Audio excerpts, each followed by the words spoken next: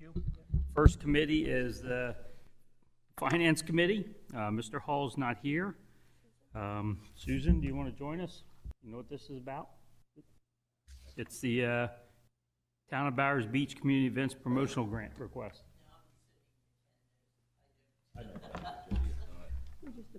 Should we read into the record the thing for the benefit of people She's here. I meant for the people who are listening in online. Yeah, Mark, that we works. Normally, we would have Mr. Hall read that, but Mr. Decker? I don't care. Yeah, it's fine. Thank you, Mr. President. This meeting is being offered in person at 555 Bay Road, Dover, Delaware, room 203. We are also making it available for people to join us via the internet through WebEx. Participants can either join us by computer or by telephone throughout the course of the meeting.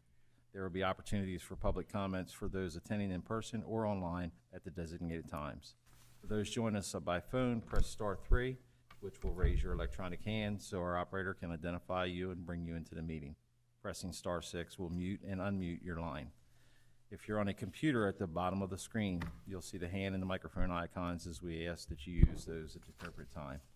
We also ask that all comments from the guests be preceded by stating your name and address for the record. This meeting is being recorded and will follow all the rules of procedure adopted by Levy Court as well as the Mason's Rules of Orders. Mr. President, back to you. Yeah, perfect. Thank you, Commissioner Scott. Just for the record, I assumed you wanted to move right into the Finance Committee, but that's okay. So we're now back on track. Lacking Mr. Hall as the chairman of the Finance Committee, I will invite Judy Martin from the Bowers Beach Maritime Museum to join us at the table. Yep, that'd be fine. Sorry you're so far away, but That's all right. I'm assuming the others will be here soon. I'm happy Hopefully. to be here. As you said, I'm Judy Martin from Bowers Beach Maritime Museum. I like to do things in person, so I'm here to thank you for your past support of the museum. We have a 3-year-old building because of you, and I am requesting some help in advertising for our 2 festivals. If you haven't heard, the Pirates are coming to Bowers again this year. This is our 11th season. And I will leave these with you in hopes that you will come and join us at the opening on Friday night. We invite the Pirates to come because, excuse me, they're our hook to get people to our museum. And we are going to have our opening ceremony Friday night, the 26th of May, and would like to invite you to come and see the new exhibits that we have at the museum. And also on Saturday morning is the opening of the festival with a Memorial Day ceremony. And if you would like to join us at that, we would appreciate that as well. Excellent. So this, Mr. Decker, would be Policy 30 funds? Not Policy 30. $750? Community grant.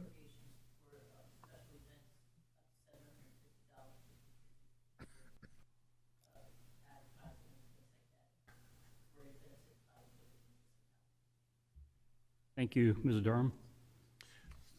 So, and this is just I guess a protocol or issue, and by the way, I visited Bowers Beach not long ago and saw there's clearly some pirate kind of stuff around, which was nice to see.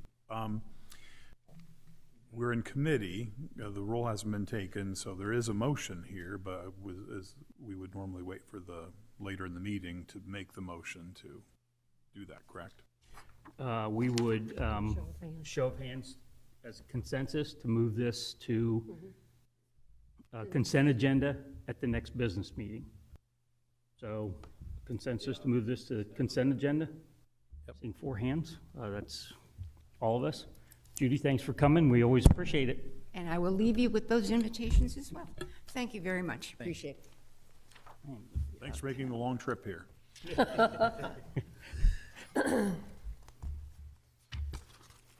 Any public comments on this issue?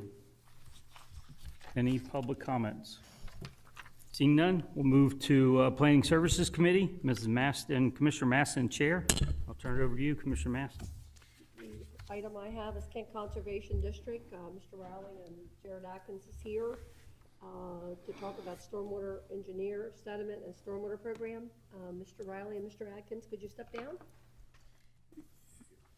Commissioner Masson, is it possible that some of the commissioners thought this was a 7 o'clock start and? Probably, highly probable. It's possible. Well, their leadership, they should have known. Lori, would you text them just to let them know? Because I know that Commissioner Pepper in particular wanted to be here due to his long and close association with the Conservation District.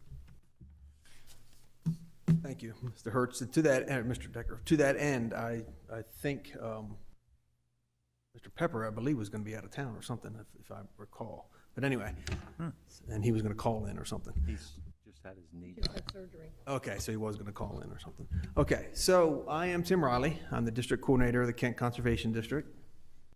And Mr. Pepper has asked me to, Commissioner Pepper, I'm sorry, I've known him for so many years, it's hard for me to put his title in front of him. Commissioner Pepper has asked me to come here to kind of give a preface to our presentation tonight, just to give you guys a little bit of a guideline of where the Conservation District is, what it is, a little bit of the legality of the Conservation District as itself. And then I'll turn it over to Jared, who's going to speak specific to the stormwater program, which is sort of what prompted us to be here tonight. So the things, you can see the things I'm going to talk about, and I'll run through that. First of all, we're a governmental subdivision of the state of Delaware, established in 1943. There's a long history of how the conservation districts throughout the nation came together. And in Delaware, we were put into the state law that we will exist, but there is no funding to exist. It was just a kind of an unfunded, not mandate, but unfunded agencies that would be out there. We're governed by a Board of Supervisors, which Commissioner Pepper, Commissioner Angel, I think Commissioner Sweeney, didn't you sit on it for a short bit? Yeah. So have all sat on our board at one point or another. You see the other people we have on there, 4 elected ag producers, the Levy Court Commissioner, 2 appointed by the Department Secretary of DENREC, and the ag extension agent. And then we have had associate members in the past. There are 3 conservation districts in Delaware. There's our current Board of Supervisors. You can see the list of names there. You might know some of them. You definitely know Terry, obviously. So tax ditch organizations is always kind of the biggest question anytime I've come here to the county and talked, and the tax ditches are always asked about. So I figured that the best thing to start here is with tax ditches, because the funding that the county provides, you provide to us is $125,000, and $75,000 of that is actually written into the state, into a state appropriation that says that the counties will match what the state puts in for this. So $75,000 of the $125,000 goes directly to the tax ditches. You also give us an additional $50,000 on top of that. All of that $125,000, I submit a community service grant application to the county for. The $75,000 has always been in the community service grant line item. I don't know why, but that's where it sits. But you guys give us another $50,000. $25,000 of that we throw right into the tax ditch pot on top of the $75,000, and that puts us up to $100,000 from the county in the pot of 3921 funds that goes for maintenance out in the tax ditches. The other $25,000, and I'm just going through some of this stuff is just legality stuff for the districts. If you have any questions about what we do in terms of the legal of the districts, I can certainly go through that. That's all about the chapter of the tax ditch and stuff. There's some tax ditch facts you can read through. And then Sussex County has obviously more tax ditches than Newcastle has less.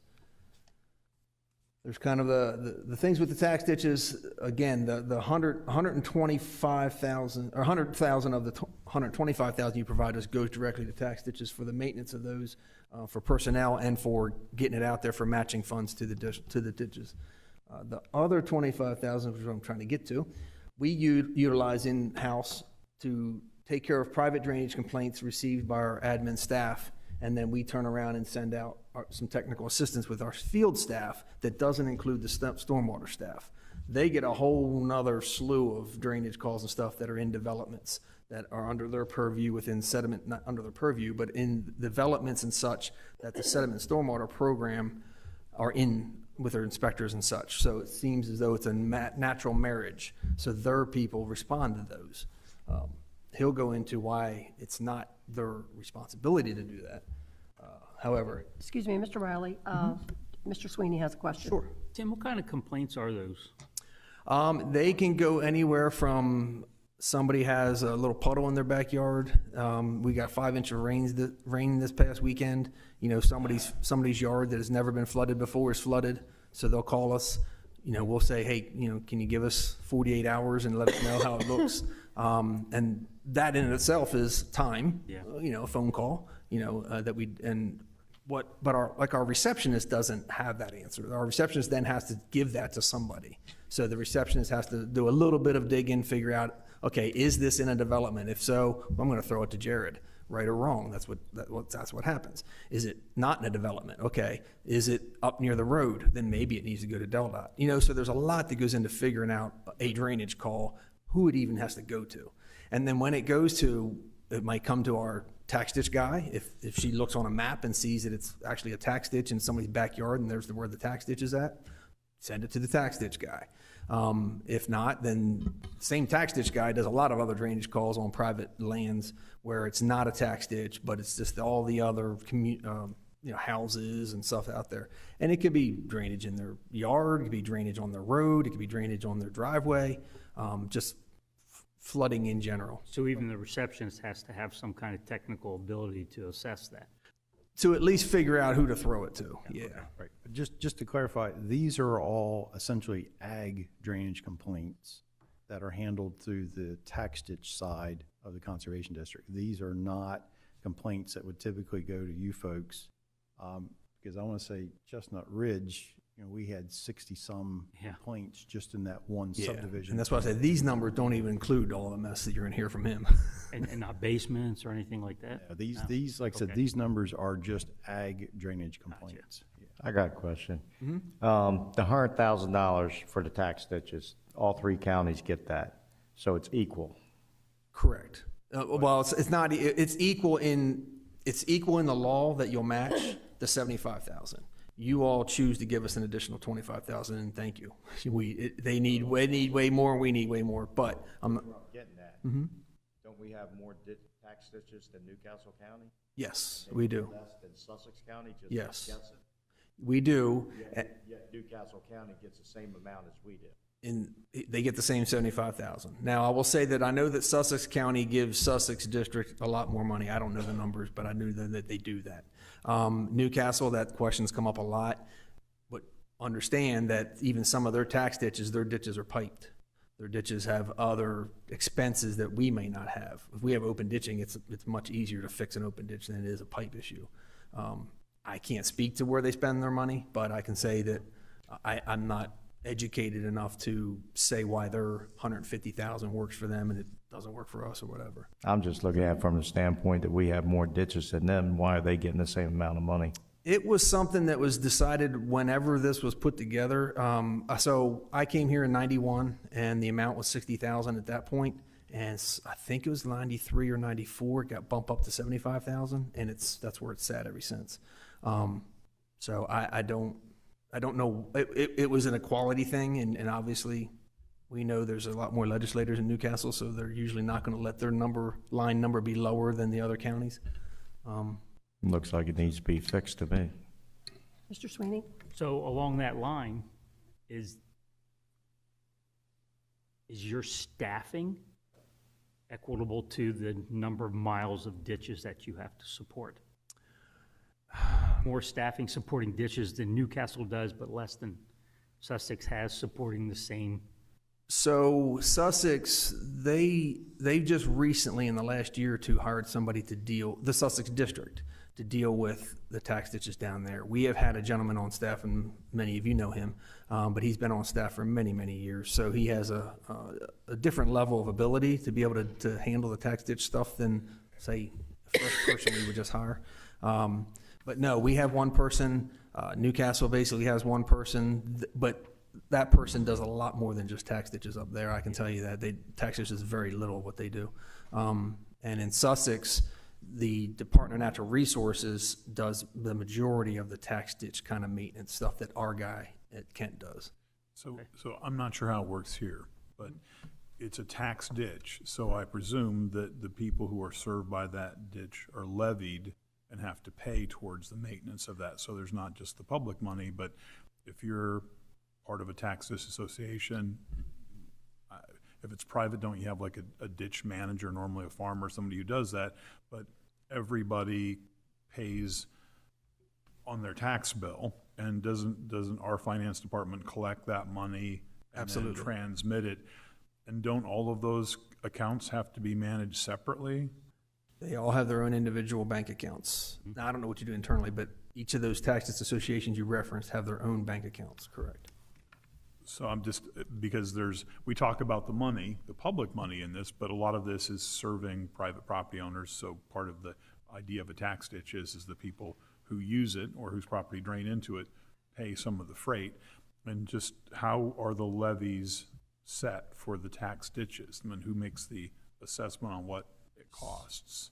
So the tax ditches themselves, the associations themselves meet, in order to get any of our matching funds, which is your money, partly your money, they have to have an annual meeting. And at that annual meeting, they decide if they need to raise their tax percentage or lower their tax percentage. And it's there's some massive calculation that was put together back in the 50s. And so when these tax ditches were being put together, that comes up with the tax rates, and then they do a 5% or 6% or lower it to 3%. I don't know what all of that means, but I know that they make those decisions.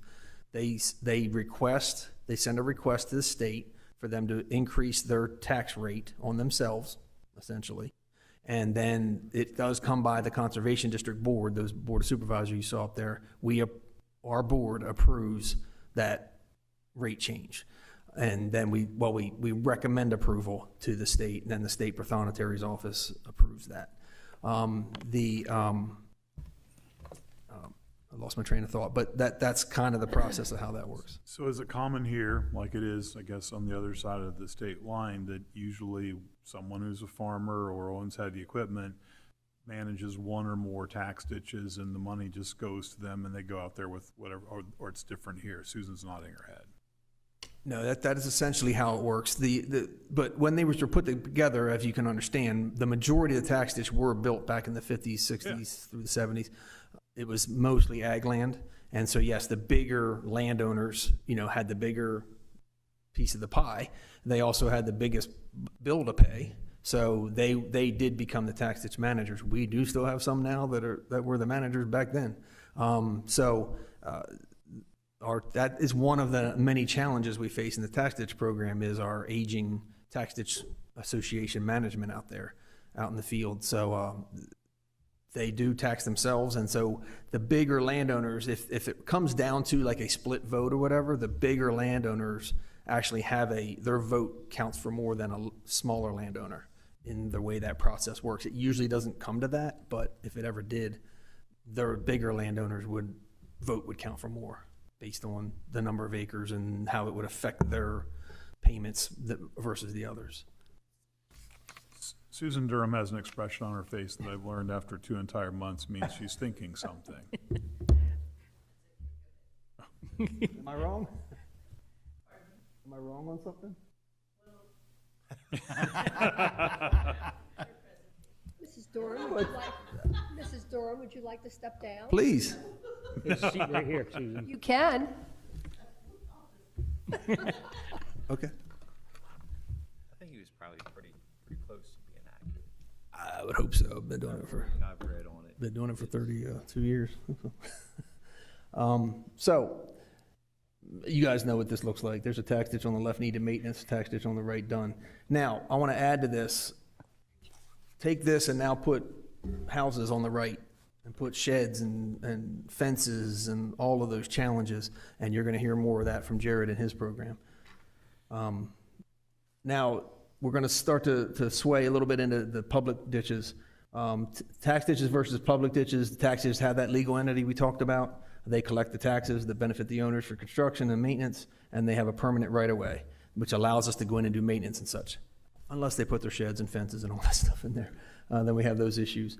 But the public ditches, they're constructed at no cost to the benefiting landowners. They're funded, matched with either state cost share, state resource conservation development funds, state legislative community transportation funds, or the funding that you all had put aside, and we got pieces of it, and we utilize that also to match on some of these projects.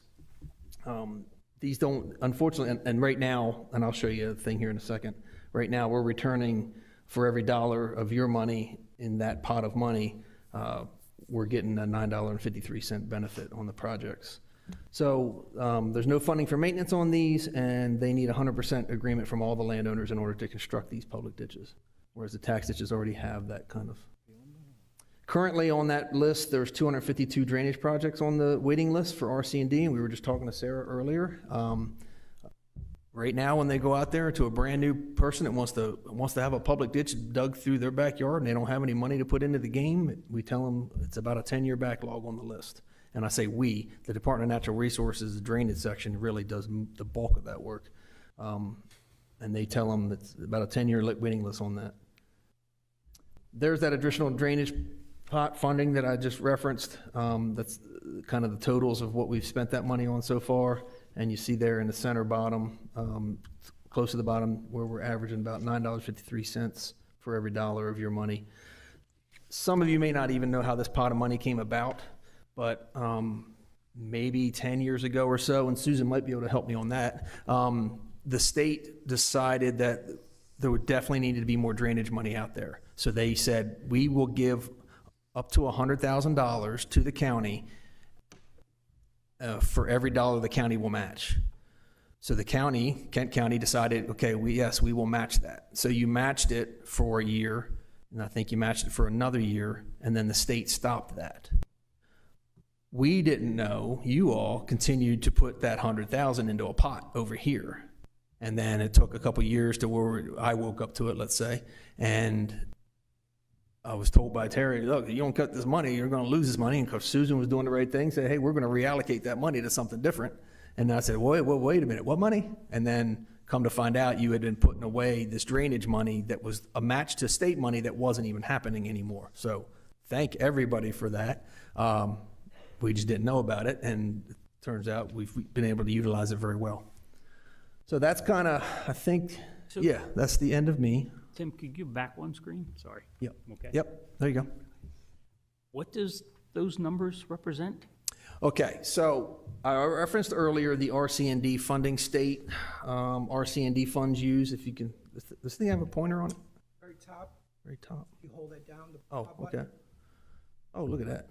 State RC&D funds used, okay? So that was, it was originally called the 21st Century Funds, that Delaware, state of Delaware, got a pot of money, and that's turned into this phrasing of state RC&D funds used. So what happens is for a state, for any of this money, or any of this CTF money, which is the community transportation funds that the state legislators get, to be spent on a project, it has to be on this approved state RC&D fund list or project list. They only get addressed twice a year unless there's an emergency situation. And that's where the 252 projects I referenced earlier come from. They're on that RC&D list, okay? So in order for any money to be spent on projects, it has to be on this list. This is the money that has been spent on a number of projects in each of your different districts, the amounts, and then where it's been matched with CTF funds. And on some of the projects, we've used a match of the drainage funding I just talked about. And that's where we're able to come up with that 953. And there is they don't care whether it's in a municipal boundary or not. Well, it just has to be in Kent County for us to spend your money on it, yeah. Yep. And it has to be on that list. Well, no, it doesn't. I'm sorry. We have used some of the funding on projects that weren't on the list. If it was something like we talked about earlier, if it's something that, just is kind of a little bit of a mini emergency, but we know we can go out there and get it done in a couple weeks, we'll hit it and get it done. If it's kind of, again, if it's a mini emergency, because we can't then say to 250 people that have been on this list, say, we're going to do this real quick. Well, you can wait. Show up on the list of 252, even though it's not going to be 10 years before they... Not if the district gets it and it doesn't never make it to the list. If we can knock it out real quick with $1,000 or $600 or something like that. Yeah. Not to jump ahead, because you may be going there, but how many employees does the Conservation District have, and what is your annual budget? So in order to explain the annual budget, I have to explain what our Conservation District employees at Kent Conservation District are. So we have essentially 15, 16 employees at the Kent Conservation District. But you will hear that the Kent Conservation District has about 100 employees. And what that is we have about 80, any given time it can be 70 to 80 state contractual employees. In other words, the state of Delaware or other entities will get funding to do jobs. It might be grant funds, might be whatever, to do conservation work within the state of Delaware. But they can't hire people to do it. We have a state of Delaware hiring freeze at times, and they have soft money that's only going to last a little bit of time. So what they'll do is they'll contract with the Kent Conservation District to hire an employee to do that job. We actually, Kent Conservation actually has those employees statewide. There's also some of those employees in Newcastle. Sussex has chosen not to have any of those employees, so we have the bulk of them. Newcastle has chosen to stay within a certain threshold of total employees that keeps them below a certain federal threshold for other things. So the reason, and I see a little puzzled look on your face, kind of thinking, why do we have statewide employees? If you think back when this particular program started, it started back in 1972, I think was the first contractual employee or so. The Kent Conservation District office was located in downtown Dover. And it was literally walking from here to the old Golden Skillet across the street there from the Department of Natural Resources. And the Department of Natural Resources at that time needed these employees. Well, at that time, we didn't have fax machines, we didn't have computers, we didn't have stuff. So they could walk the personnel paperwork across the street, get it done, bring it back. And that's how that all came about, that the Kent Conservation District started to have these contractual employees. When I came in 1991, we had about 28 of them, something like that. And it has grown over the years to what it is. So the 16 employees you have, we'll call them core employees. But correct. Are they state employees, or so they don't get state benefits? Or we do not. We are a governmental subdivision of the state, so we do our own payroll in-house. It's in the office next to me. Does the payroll. I sign off on the payroll. But because we're a governmental subdivision of the state, we do have a pension that is managed by the state pension office, but it's the county municipal pension. I'm sure you all heard of it. We're in that. We're not in the actual state pension system. We are part of the state of Delaware Blue Cross Blue Shield group, but the district has to fund that. Obviously, the state's not paying for that, and we do not have health insurance once we retire. Okay, so the core employees, I mean, because I take it the budget question is, if we take a look at all of the contractual employees, that makes your budget seem far larger than the organization. Yeah, it can be 6 to 8 million in a year. Yeah. Do you have a core budget where you just say these, if we weren't managing all these contractual employees, what's the organization's actual budget? I don't actually know that number, to be honest with you. Yeah. Any other questions from the commissioners? I don't want to get into anything personal, but what happens to a tax ditch when a developer wants to develop all around that tax ditch? They have to, these tax ditches in the right-of-ways are recorded in the prothonotari's office, and if they want to make any kind of change to the right-of-ways or anything like that, they have to actually do a court order change. Obviously, it's going to have to get through approvals, both the Department of Natural Resources and the Conservation District's going to have a big say in it. We can't stop anything, but certainly we can advise, and they take our advice pretty heavily because we've been managing for so many years. USDA NRCS, Natural Resources Conservation Service, has some say in it because they were actually the ones who designed these tax ditches years ago. So they have all like the calculations of water flows and quantities and quantities and all that. And Jared can speak a little more to that. But But yeah, so if a developer wants, they can't just get rid of the tax Can they ditch. integrate the tax ditch into the design of the Yeah, subdivision? that gets done a lot. Yeah. Yeah. Essentially what happens is if you have one farm with one landowner and it becomes 100 lots, there's now 100 more people in the tax ditch. But the overall dollar amount is still the same. It's just now divided up Gotcha. 100 times. Less, okay. Which I'm kinda- just looking at Savannah Farms in Wyoming. Okay, yeah. Got the Guytown tax ditch right through the middle of it, and all of it is in the town, well, most of it's in the town of Wyoming. Right. So essentially, when they develop that project around it, it doesn't change anything, but that dollar amount that's generated is now just divvied up Oh, a boy. lot more. I'm gonna get a discount on my tax ditch. Well, there may also be an That issue. $2 kills me every year. Yeah. There may also be an issue with the right-of-ways on that construction and/or maintenance right-of-ways, and they might want to do corridor changes to reduce some of that so people can put their sheds and can utilize their yards a little more, so. Any other questions for Mr. Riley before we turn it over to Mr. Atkins? Mr. Atkins?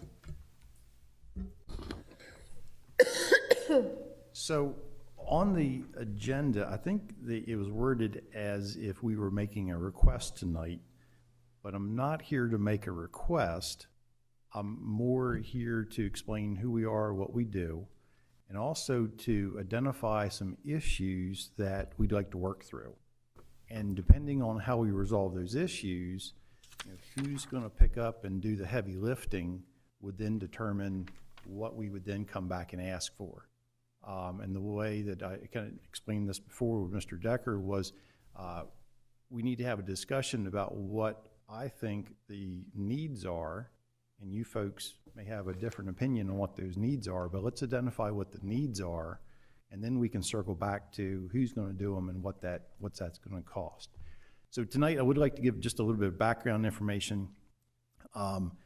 The Kent Conservation District Sediment and Stormwater Program, we are a delegated stormwater agency under DNREC. What that means is there are statewide stormwater requirements, Delaware Title VII, Chapter 40, that dictate what you have to do when you develop a parcel of land.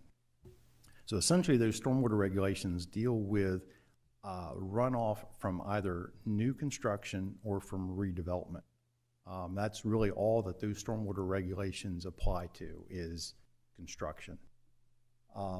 There are some federal requirements that come down to us from the EPA through DNREC that we essentially incorporate into the program. But in Delaware, the permit starts at 5,000 square feet. So every construction activity over 5,000 square feet requires some sort of stormwater permit. And there's two categories. It gets a little more complicated than this, but essentially there's two categories. There's either a fill-in-the-blank form that would apply for folks building a new house. This also would apply to certain types of minor utility projects, and if it's a minor commercial where they're just doing a small building addition and there's no increase in runoff, it's just a fill-in-the-blank form. When we get to subdivisions and shopping centers, that's when it's a full set of engineered construction drawings where we're looking at stormwater ponds, we're looking at the rate of runoff, and it gets a little bit more complicated. So in Kent County, we are, like I said, the stormwater agency for all private, municipal, and county projects. Any state or federal projects, jurisdictions retained by DNREC. So we only handle county down. We do not do any enforcement. We are supposed to be the good guys helping everybody comply. And if you don't like what we're telling you, then the option is always to refer the matter back to DNREC. And like I said, DNREC retains all enforcement. And part of that, well, in Kent and Sussex, it's pretty much the same setup. The two conservation districts handle stormwater. When you go up in Newcastle, it gets a little bit more complicated. partly because Newcastle County had a stormwater ordinance that predated the state's. So they were already doing stormwater before the state got into the game. And up there, it's broken up between 5 different agencies up there, depending on which town you're in, whether you're in a town that has jurisdiction or not. But in Kent and Sussex, it's pretty straightforward where the agencies for our respective counties. And an important thing about that, though, is to note that as a conservation district, we do not have any legislative authority. We don't make rules. We only administer authority that's given to us. Sometimes, the reason I pull that up is sometimes folks will say, well, Kent Conservation District's making me do this, or Kent Conservation District rules. Technically, we don't have any stormwater rules. They are all the state of Delaware rules that we're administering in Kent County. So just an important point that we don't actually get to say what, we just administer the program. As far as funding goes, the state regs allow us to charge fees, essentially permit fees, to run the program under our regulatory authority. So we charge fees for plan review, for construction inspection, and we have a one-time fee for maintenance inspections for every stormwater facility that's built. Like I said, those fees are specific to running this regulatory program. We do not receive any other federal, state, or county money to run the stormwater program. We are solely fee-based, with the exception that we do provide engineering and project management services to the state drainage program. Some of those projects that Tim was talking about, the state doesn't have enough drainage personnel in Kent County to administer all those. So that when we have, in times when development is not as busy, we will take staff and we will put on drainage projects to help with that 10-year backlog. Our program costs are also supplemented through services that we provide to the Stormwater Maintenance District. So work that we actually perform, the county provides us reimbursement for that under that Stormwater Maintenance District agreement.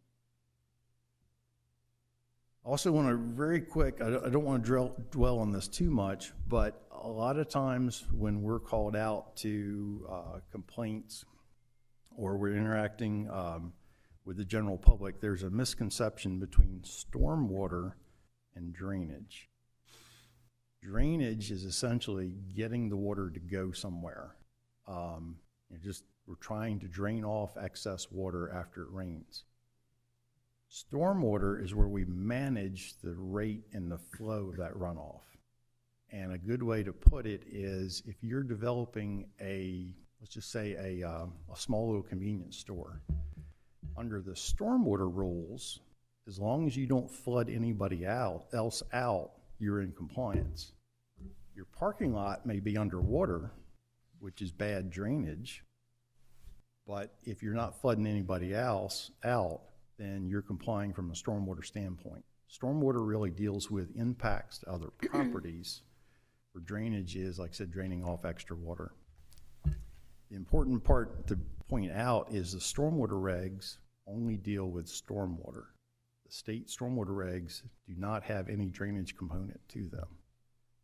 Anytime we're talking about drainage, we in a sense are referring back to the county's drainage ordinance or drainage standards in the subdivision ordinance, and we are looking at that from a technical assistance standpoint, not a regulatory standpoint.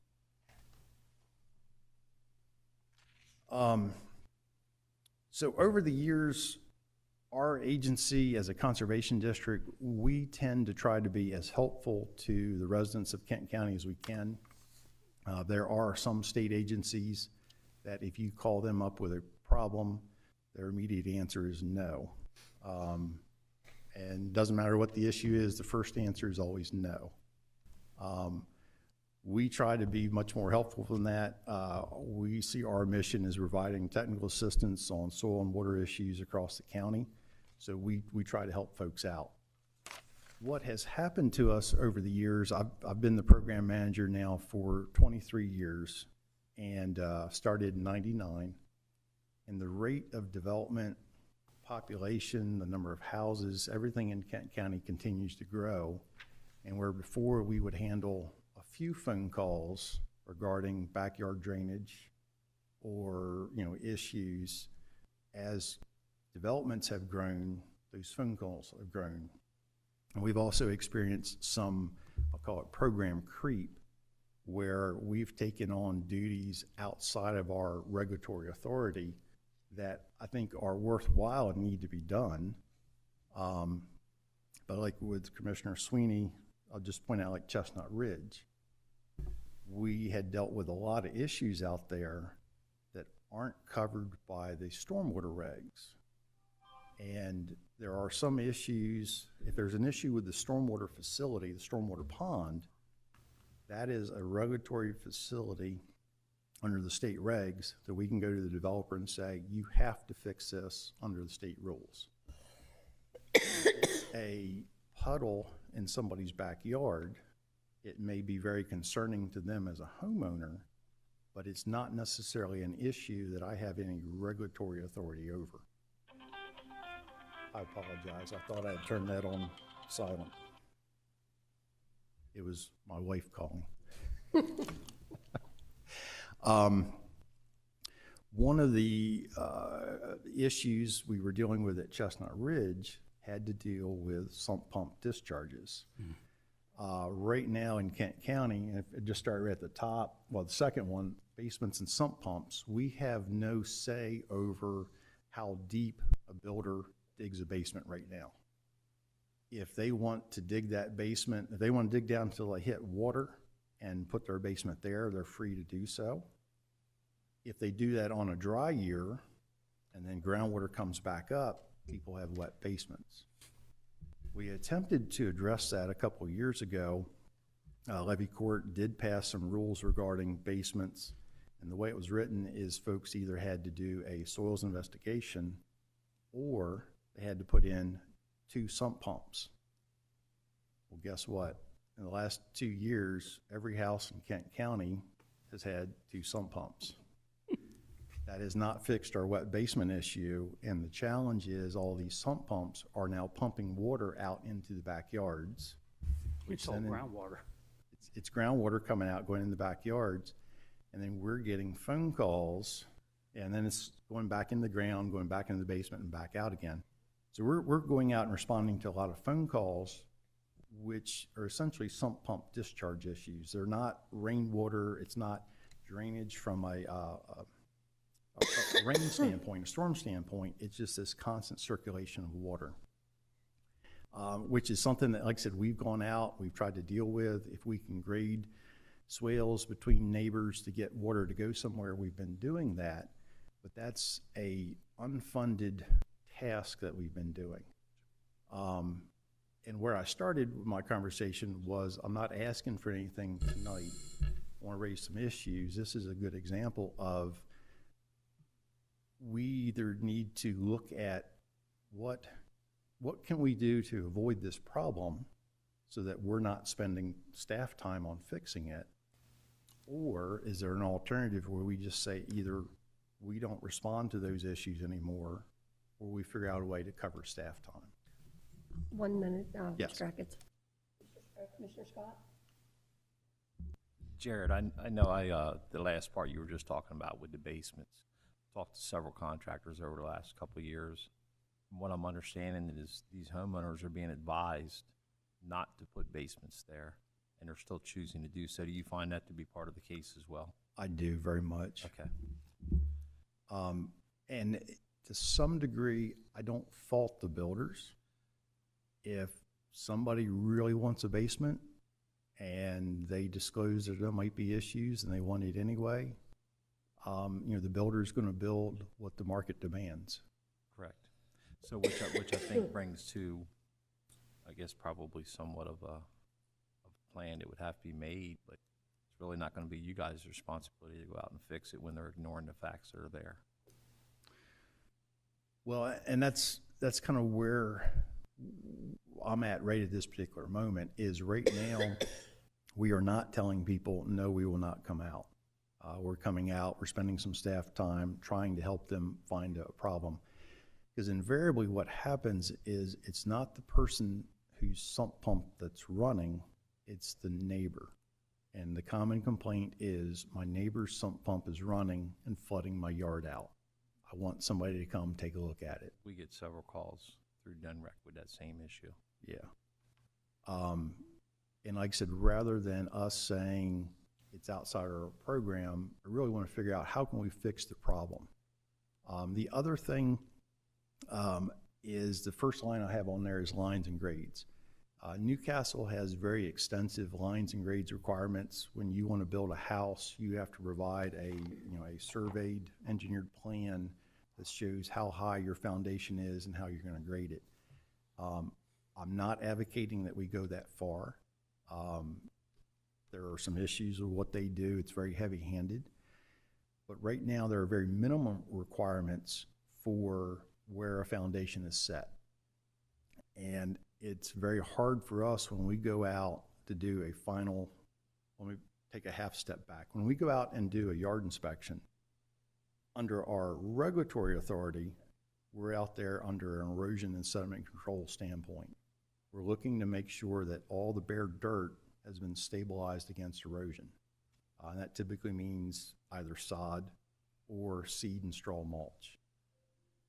We have always done a grading inspection, just a visual grading inspection when we do that. If there's a hole in the backyard that's holding water, and we know that a month from now we're going to get a phone call once the homeowner moves in, we have just fallen into telling the contractors they have to fix these issues before we're going to sign off. There are some requirements through county building code, 6 inches of fall within the first 10 feet away from the foundation. And we generally refer to that because that is a written requirement under the county side. But again, we don't have any necessarily regulatory authority to enforce that, but that's what we've been telling folks. And again, if anybody ever has any issue with it or they question why we are asking for it, we simply then refer them back to county staff. Same for grading. If somebody takes issue with us saying they have to fill in a low spot in the backyard, then I would send them either to Sarah or Scott Tanner and have them pull out the line in the county subdivision ordinance that says, lots shall be well graded. It's very vague, but there is something there.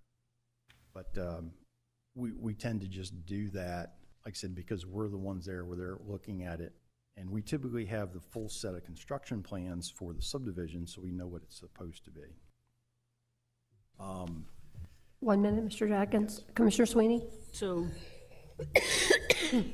the line is going to be about 95% of the homes that fall under the previous basement ordinances already in existence that are dealing with issues, as opposed to ordinating changes to how we approve basements moving forward, which might include the developer getting a signed statement from the homeowner saying, these groups, Kent County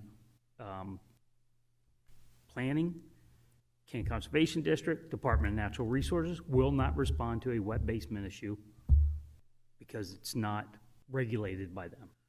That it's, you want the basement has a higher price point when you build a house. The developer might say, well, shouldn't have it, but you want a more valuable house, you need a basement. So how do we need to ordinate changes in order to make this happen? I certainly don't have all the answers. Where I'd like to start with is to stop adding to the problem. And I know it's in town of Wyoming in Camden, but that's Savannah Farms. It's 1,000 homes. We don't need to add 1,000 more problems if we can take a simple step to create or to fix that now. As far as the old existing problems, we may not be able to come up with a perfect fix on them.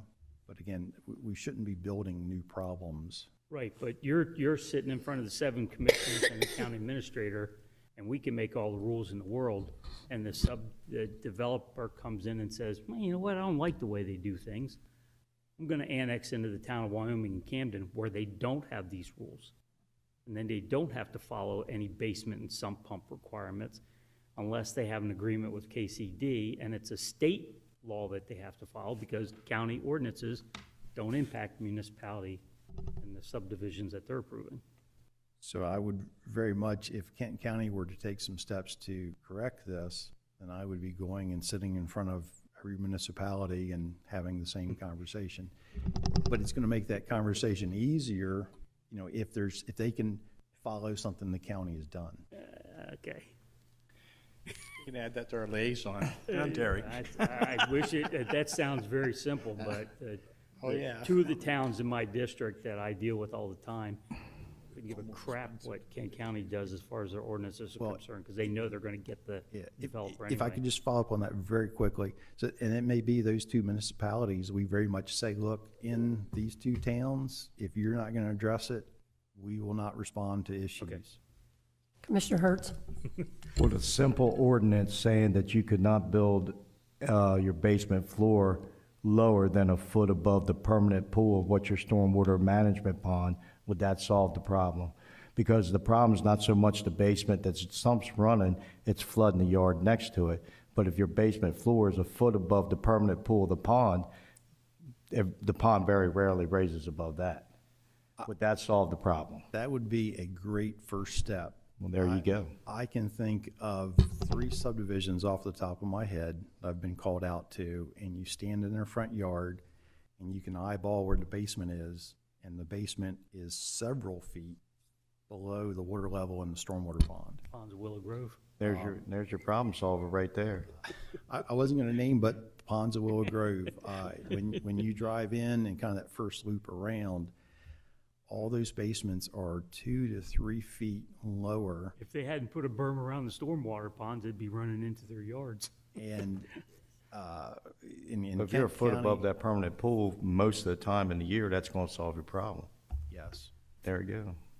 In Kent County, we have relatively sandy soils. Most of our stormwater ponds, the water level in the pond is where groundwater's at. Yeah. That's the groundwater, yeah, it's not necessarily Yeah. just the pond itself. Yeah, I mean, there are a couple exceptions here and there, but for the most part, when you see a stormwater pond, that's the elevation of groundwater.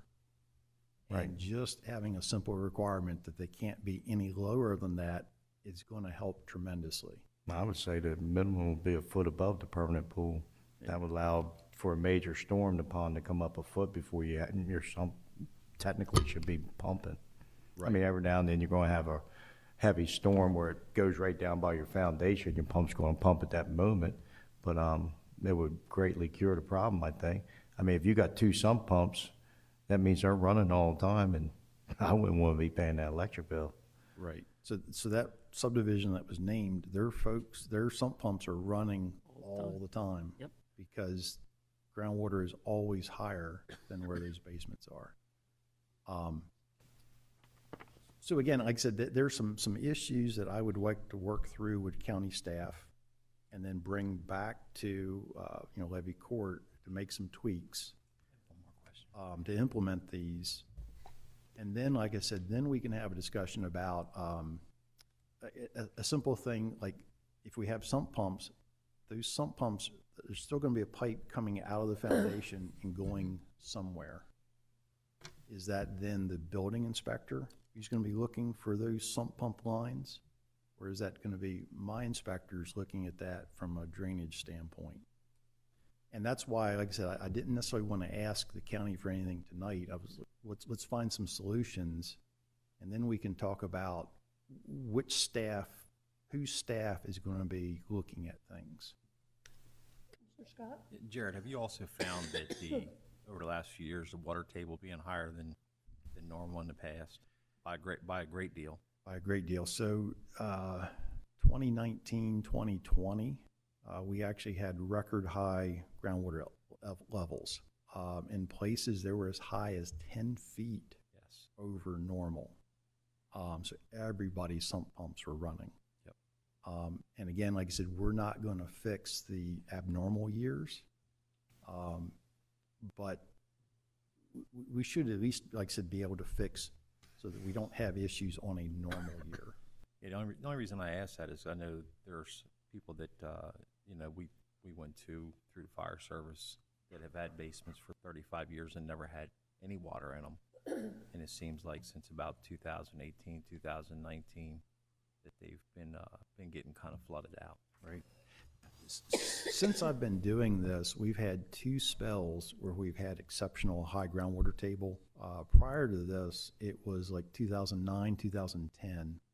I remember specifically in the town of Houston, Yep. there was a basement that so you may know, right? That's exactly where I'm talking Yeah. about. Yeah, that's the one you were talking about, and that was one where, from all accounts, that basement had been dry, but that year groundwater was up so high, the whole side of the wall caved in.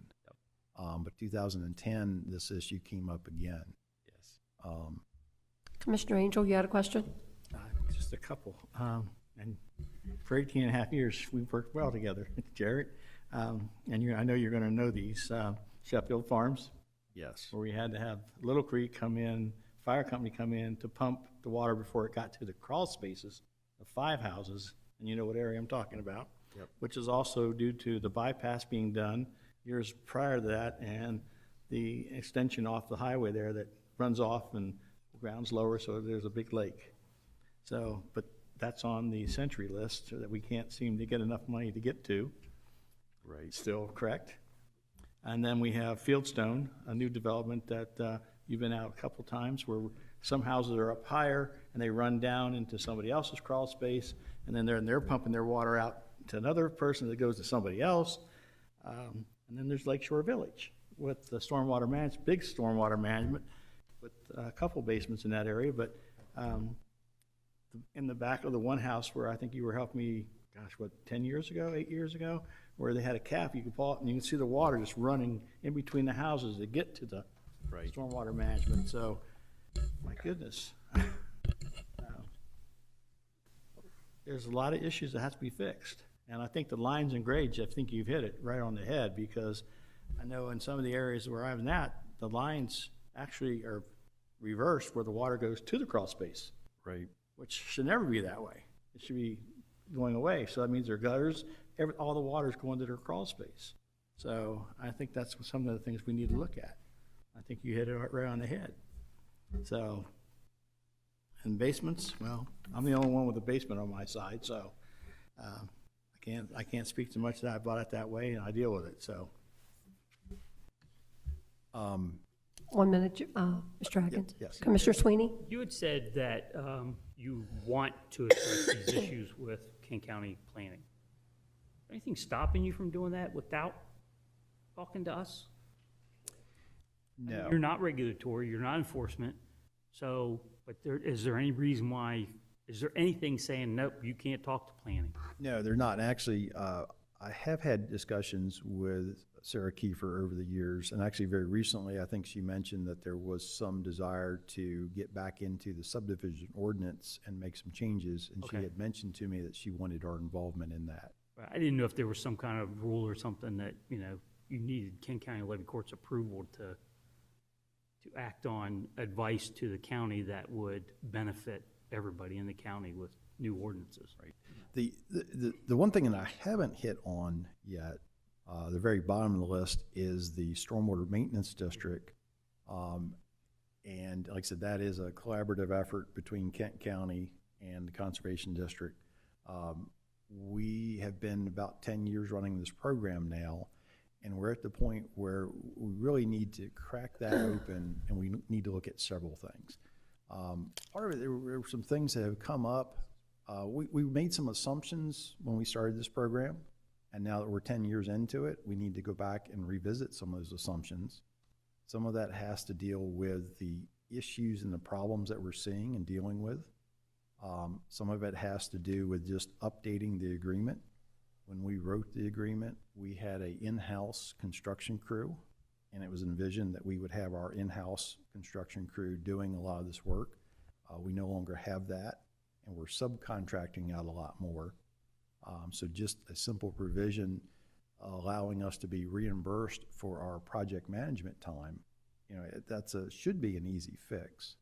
But we do need to crack into that. I know there's been some discussion about the $28 a year fee. That fee probably does need to go up. It's been 10 years. but I think we do need to have a discussion about what it is exactly that the maintenance district is doing and responsible for, and what we're not responsible for, and then where does that number need to be? I would argue that we've been very successful in keeping costs down. We have been doing maintenance on everything in the maintenance district twice a year. And one of the analogies, I think I told this to Commissioner Decker today at lunch, is we cut trees down is the big thing we do. There's a big difference between cutting a tree down the size of my pinky and waiting 20 years and cutting one down this big. I can cut trees down the size of my pinky twice a year very cheaply. But to cut a big tree down and then dispose of it and haul it off, the costs go up. So our focus has always been doing a lot of little quick preventative maintenance to keep costs down. But there's going to come a point where we're going to need to start doing some big things. And our oldest facilities in the maintenance district are pushing 25, 30 years old, and we need to start making some hard decisions about what we're going to spend money on. So that I do need to come back to Levy Court after I have worked through planning and finance on that. But the rest of it, part of what started this a little while back, I started getting some questions from my board on our program staffing and our program budget, which led me to look at all the scope of the services that my staff provide and where our funding comes from. And we identified a whole list of things that we're doing that essentially we have no funding source for. And that's kind of what got me in this seat here tonight, is kind of talking through some of the things that we're doing, some of the problems that we're spending staff time on, and then wanting to ask either, can we make those problems go away, or can we look at funding that staff effort?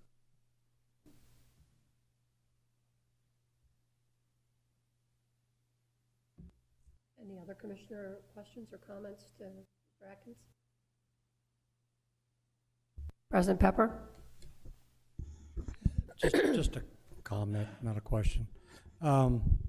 Jared's absolutely right. I've been on the Conservation Board Supervisors for quite a number of years, and these topics always come up during those board meetings. So, month before last at our board meeting, the thing about the stormwater ponds came up, and how the fees that we're charging are not covering the maintenance and or the Conservation District's time to go see them. So I thought, since we've got 2 new commissioners and it'd be a good review for the rest of us, to have the Conservation District come in and explain what they do, so it's get it fairly clear in our minds, and get a path forward.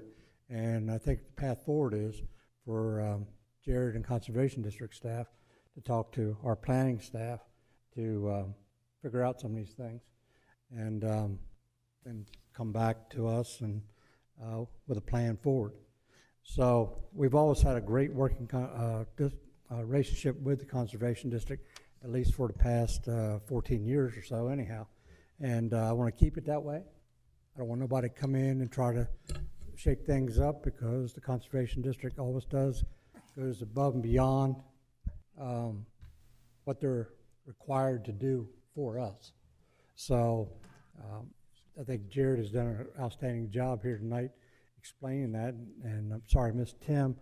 My physical therapy session ran a little overboard here tonight, went a little bit long, but I'm glad that, you folks came in. And yeah, Jody, there's nothing that requires them to come to us. They go through our staff, and staff come back to us. I think they were just responding to my request to be here tonight. Cool. And just get everything out in the open, start a discussion so we can get a path forward here. And there are a lot of issues, and with all the rain we've been having the past couple of weeks, I'm sure we've got some issues coming up, and I don't want to see the Conservation District not being reimbursed for their services when they're going above and beyond for us. And, you know, they respond to everything that we ask them to do. And I, for one, appreciate that. They've never turned me down. And they've always had good ideas for the homeowners.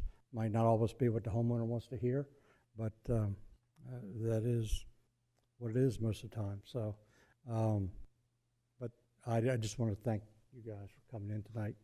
And I hope all of us have learned something tonight about the Conservation District. And so a couple of things, the stormwater ponds, we need to look at that again. The $28 a year just don't seem to be cutting it. I remember way back when we first talked about them, I think there were a couple price lines for us to consider. I think one of them was 30 cents or $30 per year. Right. And we said that was too high. In retrospect, we should have gone with at least 30. And so Appreciate that $2 savings a year. so I mean, even at $30 a year, that's a bargain, but for the homeowners. But so I think that Jared, you and Tim could work with Sarah, and also our finance department Pay to work those issues out, and then we'll get back together and come up with some solutions that would benefit all of us. And but so anybody else have any questions? Mr. Sweeney? Yeah, theoretically, hypothetically, what if a subdivision decided they wanted to get out of the stormwater program? So we've always told everybody the maintenance district is voluntary. The only difference is existing communities have to vote themselves in. New communities that are approved are automatically enrolled, but if they want out, they simply do a petition and vote themselves out. Simple majority vote themselves out, Simple majority. forfeit any funds they've already put in. I believe so, yes. If we raise, I'm going to have at least one or two that are going to say, "How dare you? We want out." So, yeah. And if they do, like I said, we've always said that this is a completely voluntary program. We would certainly want to meet with them and explain what it is we do and what the benefits are, but if they want out, then they simply do the petition and vote themselves out. How many districts do we have now? I forgot off the top of my head. It's going to be way more. I want to say 46. That's a lot. Wow. That's a lot. And 46. Any other questions or comments? Thank you. Thank you very much, Mr. Riley, and thank you, Jared, as always. Thank you. Thank you for having us Guys. tonight. Thanks, guys. Appreciate it. Okay, next on our list is building inspection and plan review, the RFP. Mrs. Kiefer? Thank you, Jerry. Thank you.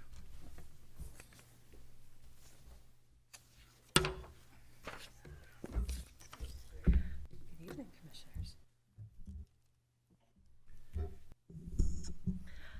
Good evening, Commissioners. What's before you tonight are the results from the most recent RFP for building inspection and plan review services.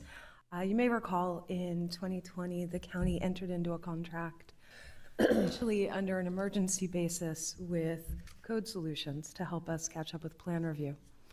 And after those contracts ran out, we did the RFP and we entered into a contract that's been extended twice already with First State to do inspections and plan review for us. Initially it was because COVID brought on such an incredible demand for construction. And we've maintained the contract, even though demand has diminished a bit, because honestly, it's a help if we've got people out or if we have a sudden surge. It's especially helpful with plan review because that can get bogged down. So we just went through the RFP process and the results are in front of you. Code Solutions and First State did submit proposals. As I said, we've worked with both of them in the past. Bureau Veritas we've not worked with, but of note, the proposal was effectively incomplete. They don't do building inspection. They only would do plan review, and notably are substantially higher in their fees than the other two. Our staff reviewed the proposals, and you see the scoring sheet and the memo in front of you. Our recommendation would be to go forward with Code Solutions. We had a fantastic experience with them in the past. I'm happy to answer any questions. Any commissioner questions? Commissioner Angel? Yes, First State's been working with us for 3 years now, so they've been working with us, and they've been in business for a long time. How long has Code Solutions been in business? I can't tell you off the top of my head how many years. I know that the owner, the founder of the company, has been doing plan review and building inspections throughout the county for at least the last 15 years. Okay, and there's only $2.50 difference between Code Solutions and the hourly rate of First State. And so I just want to make sure that, First State's been working with us. They know us. We're starting the bell curve over again with the new company, so it's $2.50 worth that. I mean, I can tell that they have more people and more.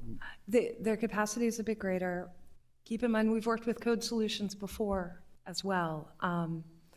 Not just during the surge during COVID, we actually, a few years prior, when we had both of our plan reviewers resign, we brought the owner of Code Solutions in, and he did all of our plan review for us. So we've had very good experience with him. Okay. Mr. Scott? That was going to be my question, Sarah. We've worked with Code Solutions in the past We have, and had pretty good success with them as well. very much. President Pepper? So what percentage of inspections do these companies do for us? Actual building inspections, it's fairly limited. It's, if we've got, if we run into a staffing shortage, right, particularly during the summer, we'll bring them in for a few days, no more than a week typically. Where we get the biggest benefit is plan review, because what will happen is a builder will drop off a dozen or more building plans. And if you have enough of the nationals do that, that's a choke point in the process. And we can't get anywhere near the 3 to 5 days turnaround. That's when we bring them in most often. So it's a small percentage of building inspection. Sarah, also, when we do farm it out, so to speak, to like Code Solutions and what like that, when they send it back, are we just taking pretty much what they have found in their findings and moving forward, or do we still review it again? And that's probably a wide open question. It is. I mean, organizationally, since we switched to the online permitting, the consultant, the contractor actually uses our online permitting software. They have user accounts. So they follow the same directions any of our other guys do. They have the same checklists. They should know exactly what we're looking for. So we should never have to go back. Should be the same regardless. Yeah, and I can tell you a lot of contractors they love the online portion of it. That's wonderful to hear. So, thank you. Any other commissioner? Commissioner Sweeney? Yeah, just a comment. I appreciate the RFP process to look at this because it does really significantly point out that Code Solutions, unfortunately for First State, Code Solutions came in with a better portfolio. Mm-hmm. So how many people were on staff that looked at this? There were 3 of us total. Okay, perfect. And that's what the RFP process is for, to weed this out and sticking to it. Thanks. Certainly. I think it's not unusual for cities or counties to have staffing because it's really all about customer service. Because when we have a surge in demand, what we don't want to do is see the number of days to turn a permit around lag. Then we have people who are being held up as economic development impacts by not being able to turn around permits. And occasionally we get in wonky projects that a larger firm can sometimes, if you have like an unusual project, solar farm or something odd that needs permit. The other thing is that the RFP process being different than an invitation to bid, sealed bid. The proposal normally has multiple components. The scoring is objective and independent. So things like checking references, and there's a lot of homework that goes into it. So at the end of the RFP process, particularly, and I'm sure it's happened in this case, the staff evaluate these independently, they add the scores up, it totes up, so you get for a service like this, an RFP, I think, is just a better vehicle than just doing it on straight sealed bids. Any other commissioner comments? Show of hands to move this forward. Thank you very 7 up. much. Thank you, Ms. Keeper. Any public comments? No public comments. We'll adjourn this section for planning services and turn it back to President Pepper. Thank you.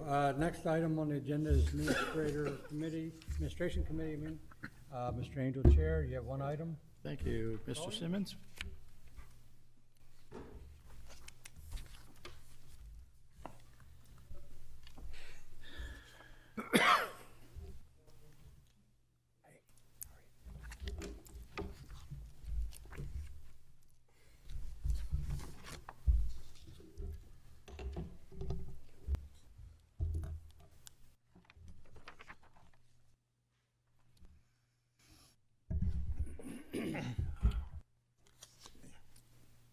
There we go. Okay. Good evening, President Pepper, Commissioners, and County Administrator Ken Decker. Bring for you today our website branding project. Early this year, as you know, we contracted with Granicus to design our new website that will enhance the county's digital presence and enhance our ability to greatly increase our community engagement with our citizens and local businesses in the county. As part of this effort to present constituents with virtual visual message to those citizens to review our branding or seal or logo will be prudent. I would like to acknowledge first the staff who helped put this presentation together. They did a lot of research. Kyle Shetterfield down in planning, Kelly Pitts, Mark, and the advisement of Linda Perkowski.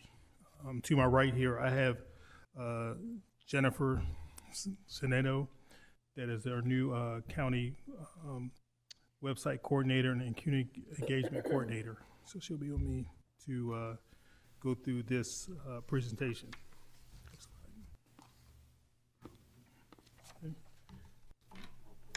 Okay. A quote is, "Your brain is what other people say about you when you're not in the room." That was by Jeff Bezos. It's the kind of person we are if King County was a person. Branding, our visual look, what we project is definitely a big key to what this new website is going to present. Next slide. So question, what is branding? It's promoting a statement, identifying a trademark, a particular identity that distinguishes us from others. In our case, from other counties, from Newcastle, from Sussex County, and from the state of Delaware. A brand is a sum total of all the citizens and customer experience. What our customers think of the King County and reflection on everything we are actually, if we was actually a person. Here's what we do. Here's how we benefit you. Here's what you can expect from us, and here's what we're good at. And we can help you. Next slide. Some of the things that make question and miss, why is branding important? It makes our county more recognizable with unique personality and new visual identity. It builds trust with our customers and citizens and stakeholders. Consistency. Gains a competitive advantage with improved advertising, connects with constituents and website visitors on an emotional level, and creates a loyal customers. And creates employee satisfaction, attracts new talents. When we put, me personally, when I have a new position or hire a new position, the first thing I ask my respective employee, did you go out and see the county website? What do you think?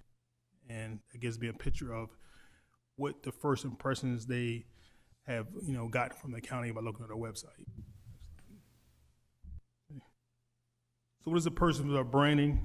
It creates a common look and feel for Kent County through a uniform identity. Engages the county with the public through a design of a brand, illuminating or defining values. That can be reflected through letterhead, business cards, all kind of social media signage, vehicles, garbage receptacles, uniforms, merchandise. So that's kind of all the bucket of things it can be. So it's a lot of things there on a list. Basically, it creates a common look and feel. Creates a band and grades the county with the public. It, again, illuminates our defining values as the face of the county on a new website across the platform. And I know that saying is the face of, or the front porch, you hear some term, the front porch of the county, because, you know, most of the times when people want to either do business with the county or move with the county or, you know, new residents or even the current county residents, you know, they're going to come to our website to get the basic information first. Next slide. Okay. The first item we want to address is understanding what does it matter, and the term is a logo versus a seal. There's a lot of misconceptions. I think me and my team looked at it and kind of educate ourselves. What's the difference? Because there's a difference between the logo and the seal. An official impression, a seal is a personal impression, a mark affixed to a document that shows formal official approval for recognized as giving an effort of a common seal. A brand logo is an identifiable, signifying trademark or emblem that represents an important trait. And again, a motto or a tagline is a motto, a slogan, a short, memorable phrase used to express a character, goal, advertising, or promotion. Serving Kent County with pride. Next slide. Give you some background. We did some research on the history of Levy Court seal. Obviously, the first seal was incorporated back in 1683 with the founding of the county. Was the William Penn shield that represented both his shield and the agricultural background of our state.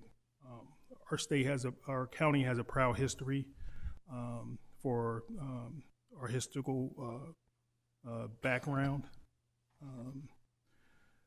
The three circles which reflected the number of the chancellors selected to serve in the General Assembly from each county. The ribbon shown beneath the proudly acknowledges the significant dates and establishment of the grand history of Kent County.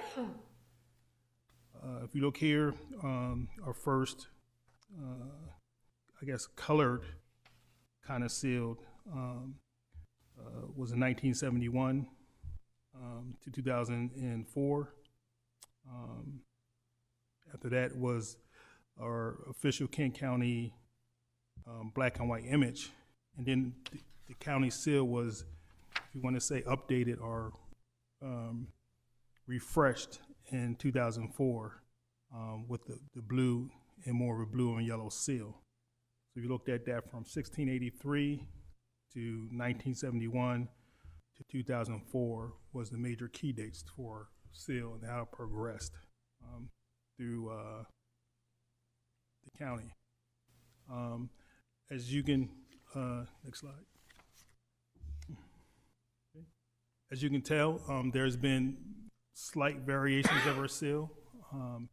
If you look at the seal above us in the chambers, it's more of a gold, but our actual official seal is more of a yellow.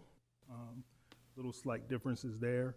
And also, if you notice that, you know, we also use a grayscale and also a transparency seal in the county, whether it's on a vehicle or letterhead we use or business cards. So there's the kind of variations we use, like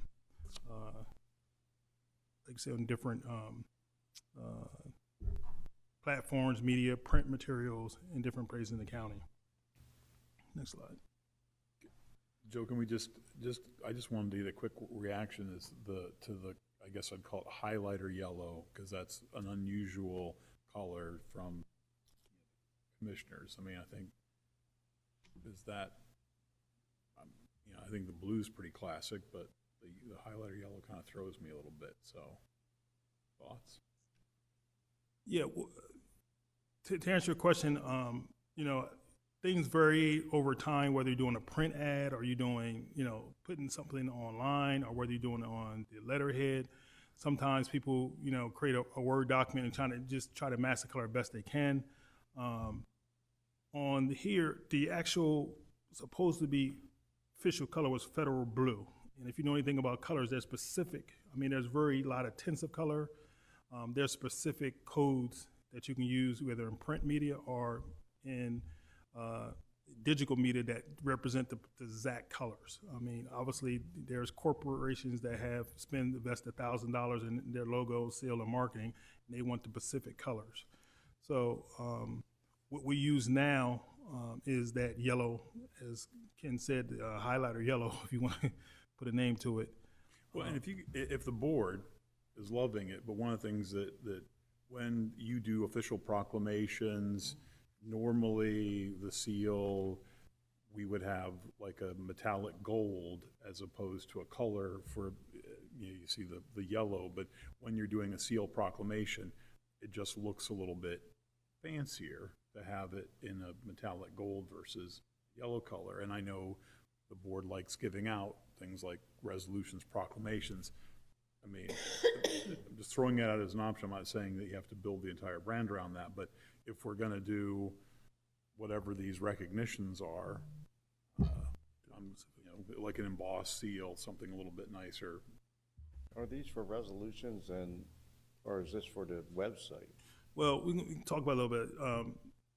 Primarily, this whole surface through the website, because the first question that our vendor asks is that, okay, do you have a style book, and you know, do you have your your graphics package available to send us, and you know, what are the official colors you give us? You know, you can't. They don't really tell you. They don't want federal blue. They want this is the hex representation code 0908BF. That's how they use the program, the website, or program their materials.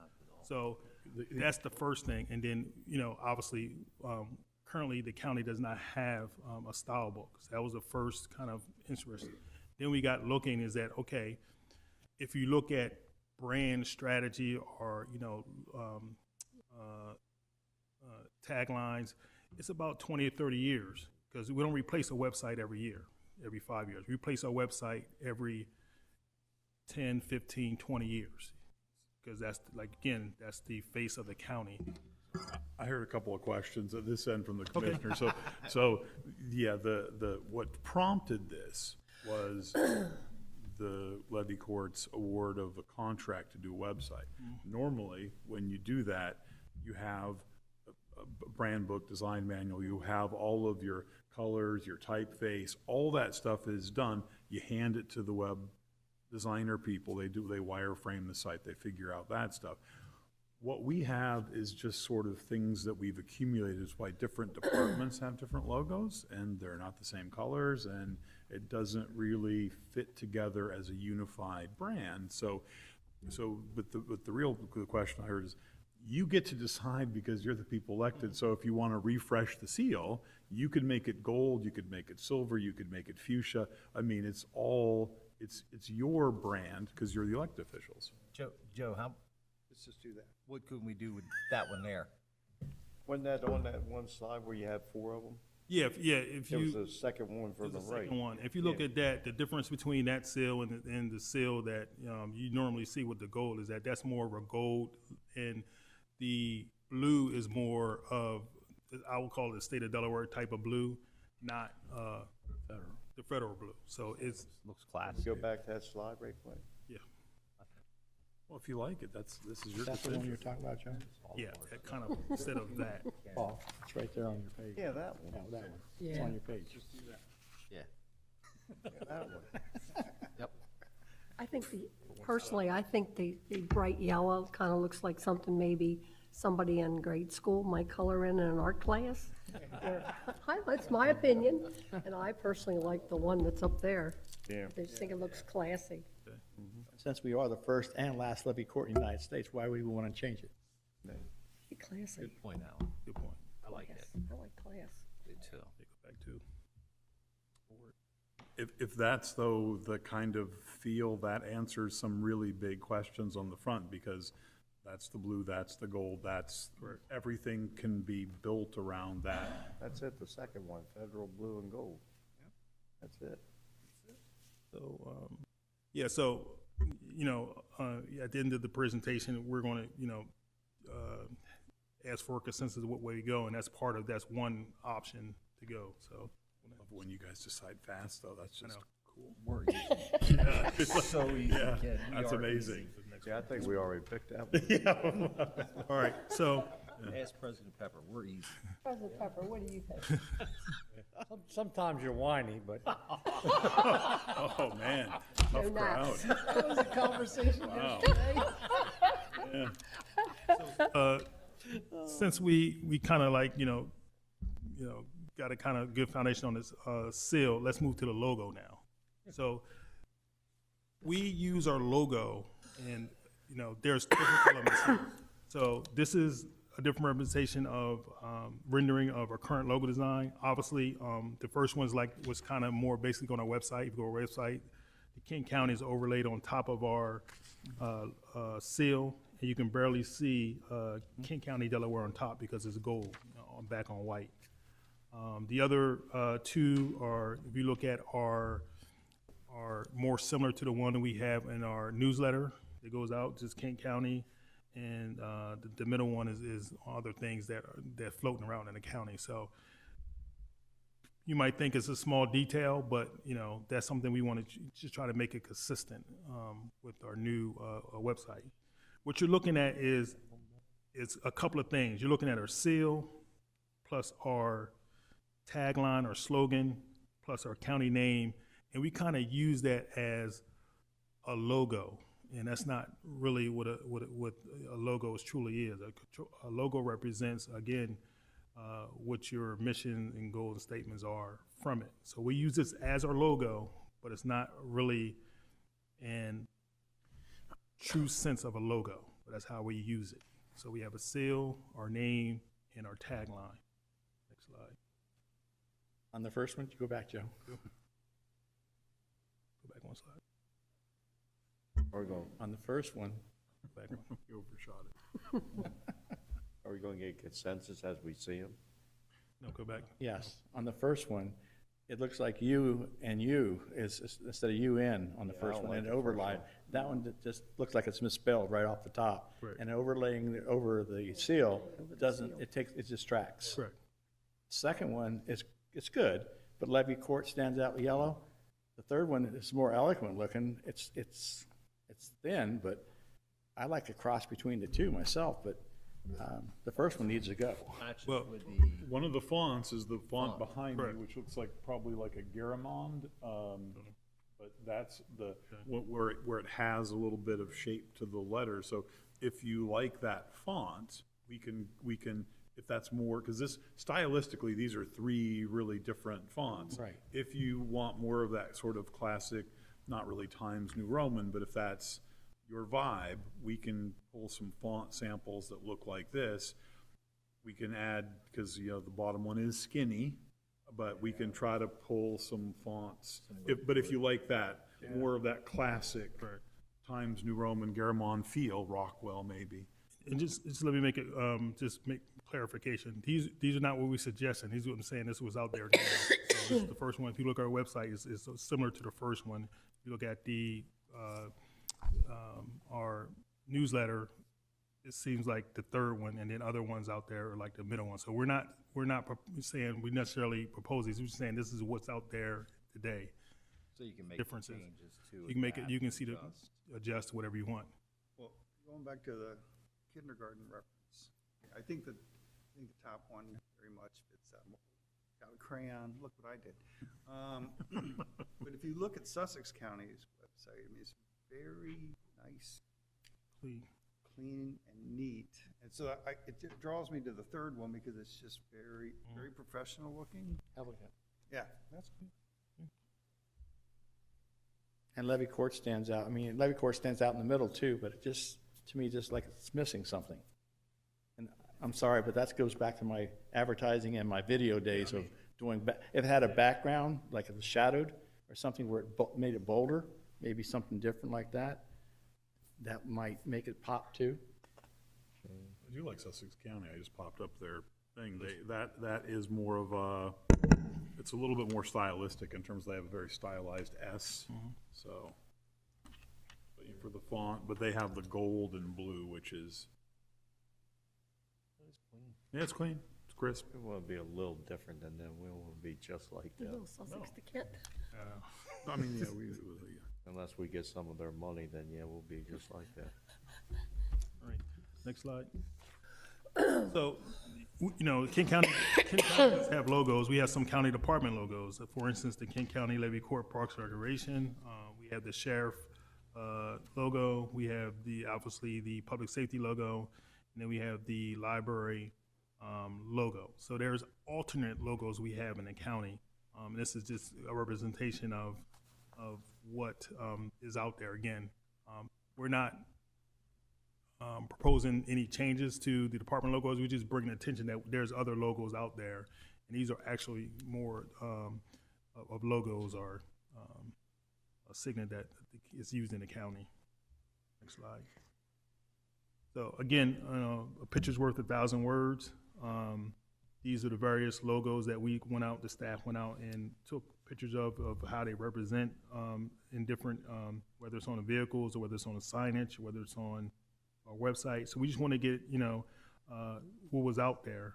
If you notice is that a couple of big vehicles have Levy Court above our seal. Some of them have Kent County. One of them doesn't have Kent County or Levy Court. Some of them have our, you know, phone number or the department. So what we're saying is that we understand that this happened probably over time, but there is a lot of variations, slight as they may be, but there are variations, and we just feel that this is the time, like again, you know, 20, 30-year window that we get a chance to, you know, revisit it and, you know, have a review by the commissioners to see what direction they want or feel that we should establish ourselves for going. It takes years to, I mean, because when you start with every vehicle and nobody wants to go through the expense of swapping out vehicles, or you've got the sandblasted signs.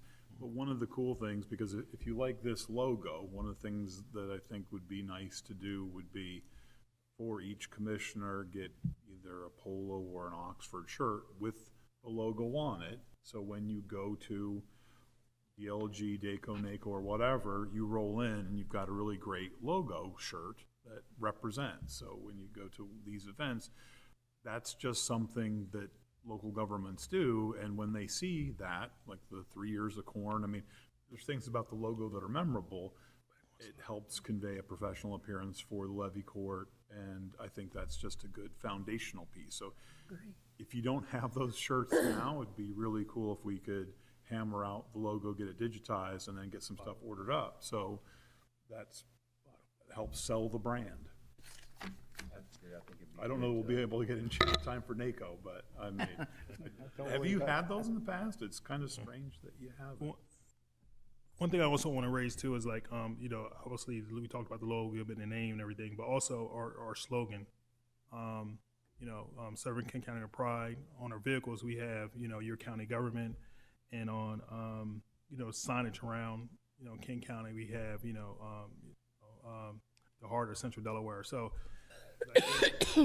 we're not proposing any changes. We're just bringing forth the time to review, to make things official. The time is now. The window. Pick one. I have a question. I think that I spent a little bit of time in advertising for what it's worth, and I think the more uniformed you are, the more that it sticks, if that makes any sense. It does. And I think that now would be the point. I'm not saying that we go through, as Ken was saying a few minutes ago. I don't think it's cost effective to go through and start changing all these stickers on vehicles and everything else. But I do think that it would make more sense to be uniformed at this point. And as you move forward with a new vehicle, your stickers, you have that. Yep. And that's just the one that you use. Phase it in, yeah. Yep. Although it sounds like Commissioner Pepper suggested a logo which is serving Kent County with whining. So if that's, Wow, did you tell him, really? I did, but he picked up on it real good. when he's the president, he just threw that one right down the middle. Nothing past old Ken, are you? No. Called a slider. The one I've heard is serving with pride. That seems to be the most frequent, and if everybody still likes that, because part of it is, it's when the board decides, then administration has to, okay, when we're doing letterhead, this is what it needs to look like. When we're ordering vehicles, this is the markings package. So we just have to educate the staff that if we're going to update this, we need things to flow in this way, so we don't have like a bunch of Ford Apaches out there with everybody kind of, red trucks, blue trucks, big logos, small seals. Our signs, as you come into Kent County from Newcastle or Sussex, they all say the heart of Delaware. Right. Which I think That's a good one. was, when they first put those signs up, I think, what's Sussex County's, something, your business partner, something like that. Yeah. Ours is the heart of Delaware. Heart of Delaware's nice. But the other thing is too, a lot of people still don't know what Levy Court is, no matter how long they've been here. That's why your county government is making everybody know what Kent County stands for, Levy Court. More people don't know what it means than do know what it means. Yeah. So that's part of the branding is when we're doing outreach, whether it's tax bills. I mean, we have lots of ways to reach people, and honestly, Levy Court is interesting. I mean, we're it, so it's a great conversation point. So what is the Levy Court? So to wrap this up, considerations, again, what do we stand for? What are our core beliefs and values? How do you want constituents to feel about our brand, target audience, and why they need our help? And like you said, the roadmap there.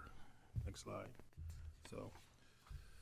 So what do you want to see from see for Kent County? We want to present our get your direction on 3 options. We're talking to the county administrator.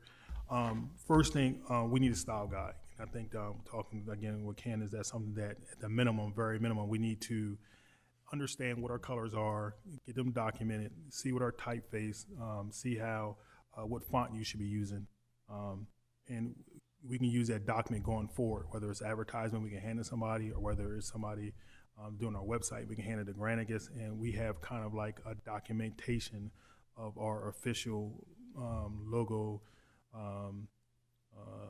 seal, and our tagline. And the next step up from that would be a new logo with a style guide and branding a market strategy. And we understand that consulting with Linda Burkowski is that that can take up to 4 to 6 months. That's kind of a long drawn process, but something that we can do a streamlined version, not so much of trying to redefine things, maybe going and refreshing things, refreshing the front of our tagline or anything you want to do, or just kind of like you want to say a mini branding exercise that we can do. And then the third option would be, again, a new logo with a style guide and branding and marketing strategy, along with a comprehensive communication plan. How do we roll this out to social media? How do we have a special initiative like the website launch? They can help us with that. And any kind of crisis communication, how would it roll out using that same style across all social media, marketing, letterhead, business cards, and everything. So that's the 3 options we have. What we want to propose to Levy Court is give us some direction. Staff is working on an RFP with some vendors that we determined whether through state contract that helped other agencies out, whether it was DSU or the Tourism Board, that we can go and kind of get some quotes. But we need a direction first from Levy Court of how far or where do you think we're at. I think the consensus seemed from the conversation that definitely update the colors on our seal, but about the other things, the 3 options we have laid out before us. Given that the Levy Court faces a tax increase, I think it'd be important to be somewhat low-key about this, because we have a branding initiative in the middle of a tax hike. It doesn't resonate, but I think at the very least, updating the seal and then working towards logo and some of the other pieces to at least see how that hits. But we are going to be doing between all the stuff we usually do, plus the reassessment, people are going to see our name a lot over the coming year. So, but I think time-wise too, I think we have to focus on, we have a contract signed for the website, so we have to sort of front-load the seal, the font, some of the key elements, but it may be that some of the stuff has to wait until second or third quarter of next year, just realistically, but we don't want to delay the website too long, because clearly if people want to reach us through the website because they're happy about the reassessment, we want to facilitate that. I'm just saying.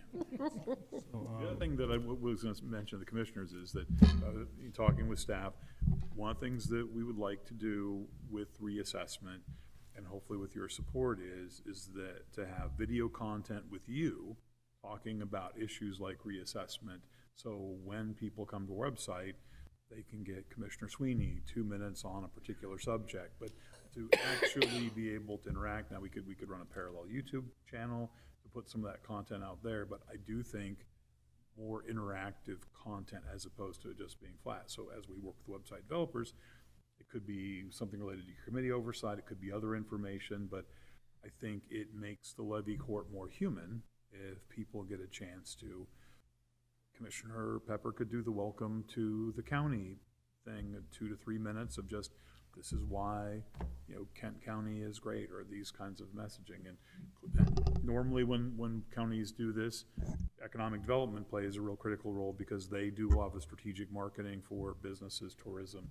Those pieces really integrate well, so I'm glad Linda's been willing to jump in on this and participate. But I think there's some content that maybe hasn't been generated in the past, which certainly be nice to incorporate you, not just a picture and a bio, but you as people. Yeah, I like that. Yeah, and just reiterate what the county minister just stated, is that, all these assessments, we're going to have, tax billing module come up that the residents going to have to use, and all the changes that they come up with the county.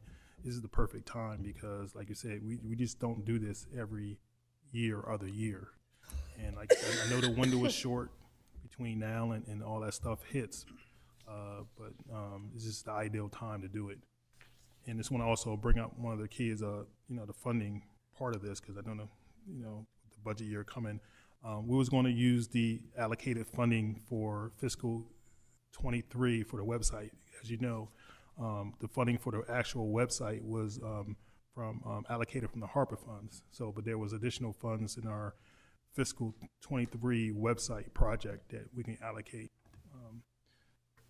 If Levy Court deems it that we can allocate there to this fund, so it will be a new funding source. Does someone, is there a quick explanation of why it is a levy court? Because honestly, that would be one of the most things I would like. Just what's the history of why did it get called a levy court? Because we levied taxes back That's all then. we did. Levy taxes. Beginning was levy taxes. That was. And so, all the counties in the United States used to be called levy courts. Really? Up until a point. Yeah. And That's what King George called every county, because he levied British English taxes. so we are the last county of the 3,060. 69. 69 that are still called levy court. Oh, And back in 1992 or 93, we kind of put out about maybe changing it to county council. And the forefathers of Kent County were ready to hang everybody. So it is still levy court. That's a great story. It is. So what I propose is that staff proceeds with the RP on the option number 3, and to see we'll see what the numbers come back as. I mean, we had some kind of rough estimates, but I think it will fall in line, hopefully with the funding we have for fiscal year 2023. And we can come back to Levy Court with very quickly with some more concrete numbers and some concrete information about how to proceed forth to tackle this. I think we'll try to break it into pieces, because I don't know that we'll be able to afford all the pieces, but if we put them in different buckets, we can get estimates. So if you can fund bucket A, but maybe wait for bucket B or C later, because it's correct. I think when you see the price tag on the whole thing, it's going to be some nickels. Correct. And I agree. I think that we do bucket A, the style guide, and we can do it in phases, or we can just also price out that way too. So we have option A, B, C, and also time phase it over A, B, C. So, give a consensus moving forward on number 3. Have it up. Okay. All right. Thank you. Thank you. Any public comments on this one item? Any public comments? Anybody online, Mark? If there's anyone joining us online who would like to speak on the previous item, please indicate by raising electronic hand at this time. I see no hands raised, Mr. Chair. Thank you. Back to you, Mr. President. Thank you. Last committee this evening is Public Works Committee. Mr. Hertz is chair. Turned over to you. I think you got 3 of them. Got 3 of them tonight, and the first one's going to be Biosolids Capacity Expansion Project. It's a belt dryer system that we've been trying to get the company to bond for a long time, and Diane's going to tell us where we stand with the agreement. Hopefully, we're going to vote to put it on the agenda next week and sign it, right? I would turn it over to you. So as Commissioner Hertz has said, this is for the Biosolids Capacity Expansion Project. We're working with the dryer company. The bid was submitted by BCR Environmental. BCR is unable to get the bonding documents that are required. Savar is the manufacturer of the dryer equipment. They're proposing that they provide the bond, and then we set up some conditions. One is that we needed both parties on the agreement. This requires doing an amendment. We need to know clearly who we're paying, and that we need to see the form of the bond. So we've seen drafts, and we were on target to have a document on Monday, and the companies ran into a snag. Monday was a holiday in Germany. So right now, I'm expecting to have the document in hand on Thursday. The way the motion is written is that it's subject to the documents being reviewed by the county attorney. If you all decide that this would go to consent agenda, if it doesn't materialize, it would be taken off consent agenda, and we could take other action that evening. So that's kind of the synopsis of where I see this going. Hopefully, I cross my fingers, everything goes fine, and we get to move forward with our project. Does anybody have any questions? This is the same one that we talked about a couple months ago that. Yep.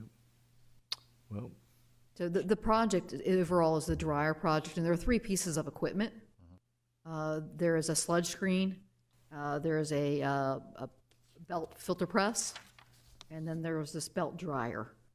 The belt dryer, of course, is the most expensive piece of the equipment, and is significant to the project. We've lost a lot of time fiddling with the bonds. Respectfully, we need to move on this now, because it's a big project, it's an important project, and certainly today of all days reminds us of the need for continued investment in our wastewater treatment system.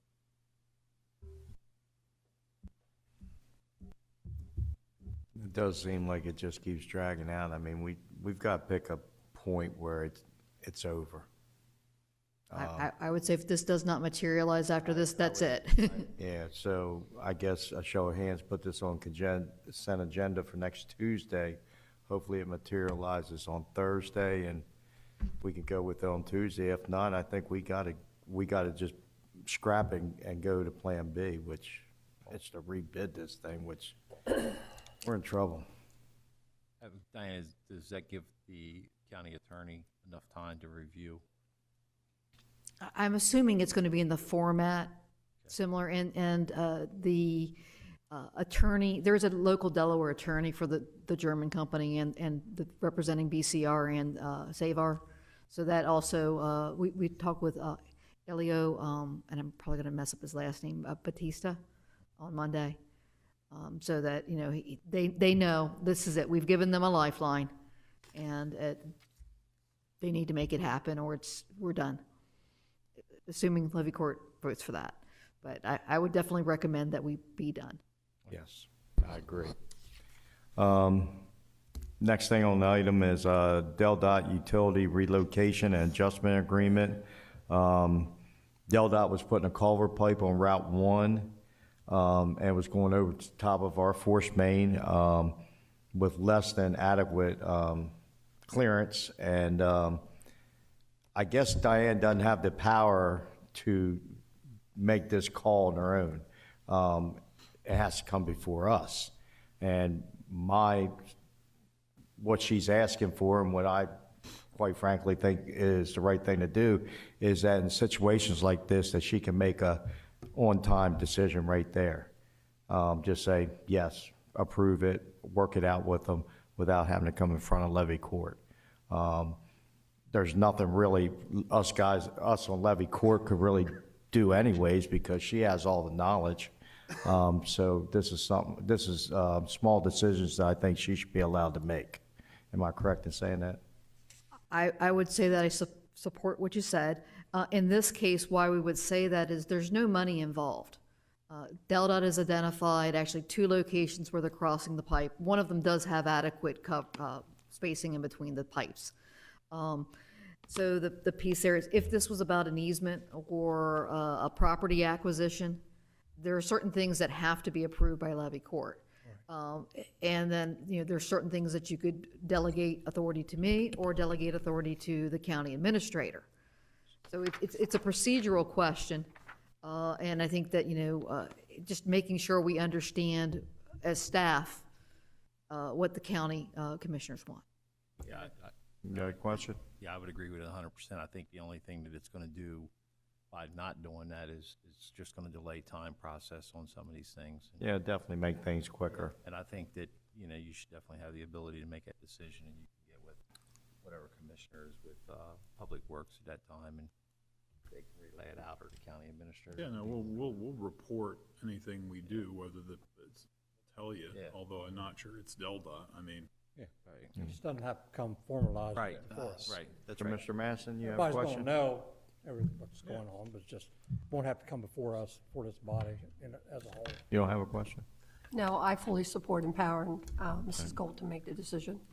And Show of hands? Show your nose too, yeah. All right, good deal. All right, move on to number 3. And just to let you know, in case there was a money issue, we'd be following the county policy Right. and those authorities. All right, we good? We're good. All right, let's move on to loan ordinances for Whispering Pines Phase 2 Septic Elimination Project and air blower optimization plant-wide generator project, and ordinance LC 23-11 and LC 23-12. So the item before you tonight is informational. We have some new commissioners. Mr. Pepper is familiar with signing our loan closing documents. There are certain things that are signed by the county administrator, by the finance director, Susan Durham, and by the president of Levy Court. So this is more of an informational item, and I would see that in the future, if we're doing this type of a loan closing with an ordinance, we would just go straight to public introduction and with a public hearing to follow. So again, it's required under Title IX. The bond counsel for the county has prepared these ordinances. There's information about the projects in the memo. The difference between the 2 projects is DENREC closes the loan before the project's built, and USDA closes after. So you might wonder, you haven't even built Whispering Pine Sewer yet. Why are you going to loan closing?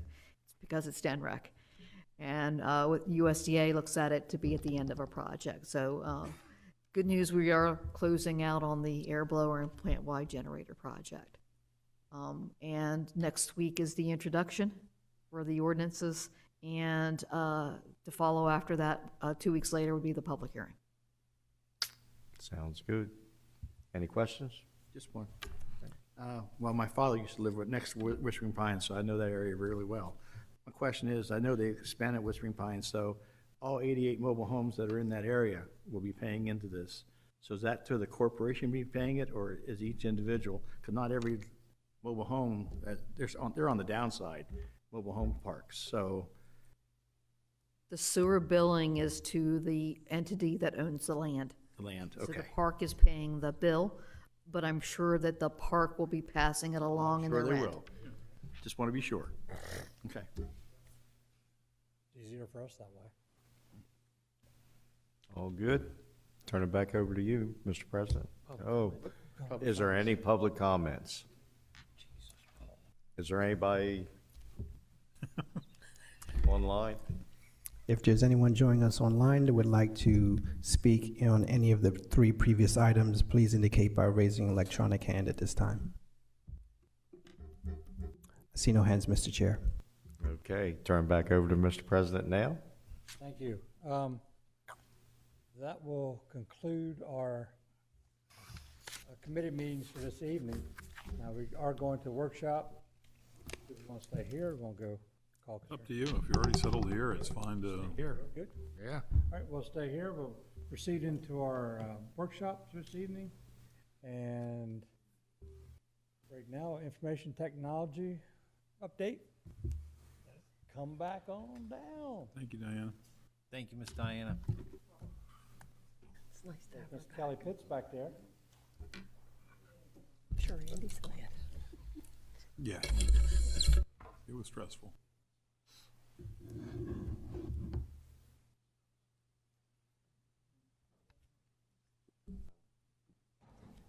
Welcome. Hi. Good evening. You too, Jeff. Time to see. Thanks.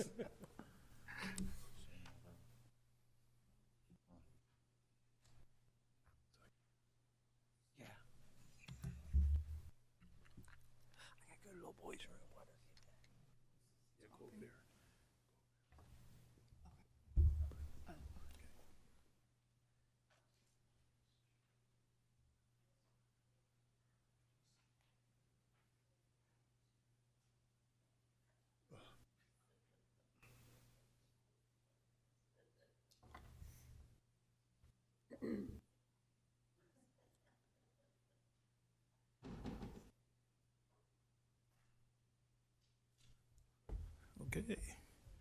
We're going to have just a little bit because we was prepared to do this in a caucus room, so we're going to transition, but we're going to make it work. Just test, Joe. Test. Just test. Again, good evening, Commissioners and County Administrator Ken Decker. I'm here to give an update of our Information Technology Office for Levy Court. Yeah. So I like to challenge my department, and I usually give them a quote of the month or quote of the day to kind of to frame our goals and our mission. And the one for this is transformation is an ongoing process that tends to appear ordinary when in fact something extraordinary is taking place. And that's our mantra for IT. IT is involved in a lot of projects, and we are doing some seems like some mundane tasks, but some extraordinary things are happening down in the IT department that we want to share with you. Okay. Our mission statement, the mission of IT Technology Office to deliver integrated, responsive, scalable, and secure technology that advances and supports the needs of the county. That's what we do. And it's kind of boiled down to, one phrase of our purpose here. Okay. Our focus is to transform IT to be a service partner rather than just the back-end support by aligning IT department actions and knowledge to support the county's mission. Technology has advanced over the last 2 to 3 years with things of cybersecurity, cloud environment, virtual networks. So technology is rapidly advancing. And what we did is that I've been a director, obviously, for just over a year and a half. And the first thing I did when I first came on board is I did a kind of like a review of the department because I wanted to see exactly where we're at. So we made significant improvement has been made over the last year to modernize both the infrastructure and the applications to the county. Office 365, SD-WAN, upgrading of our some of our infrastructure.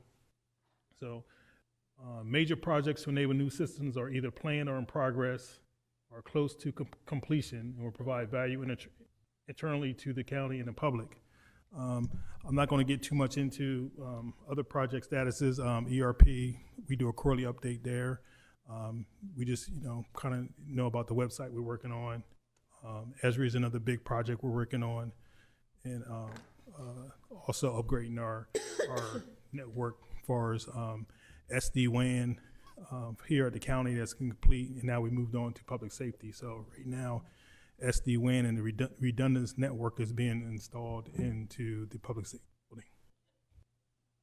Okay.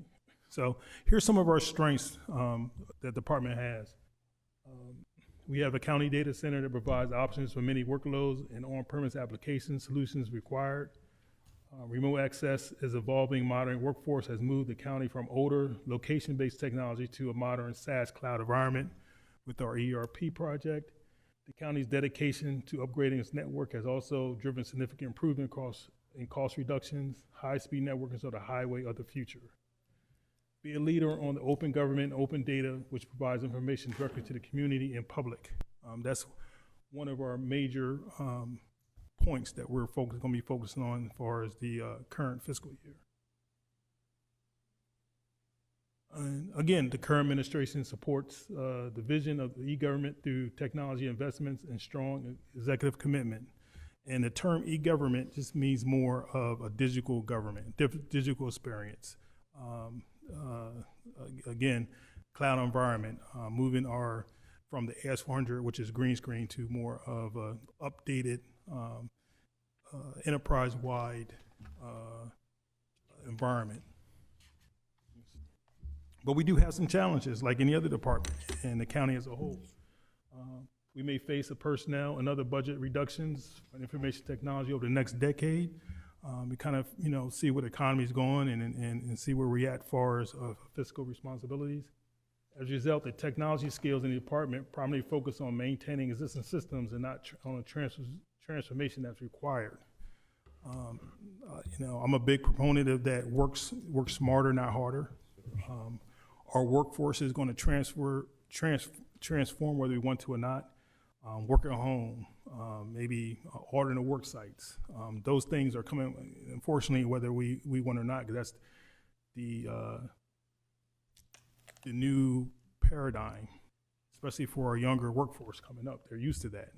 They're working on their cell phones, working from home, working from, sorry to say, something in a park, whatever. Okay.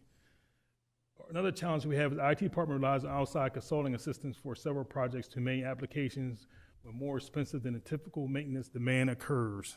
Just talked about it today. Sometimes we have to rely, just like tonight, on consultants to help augment staff.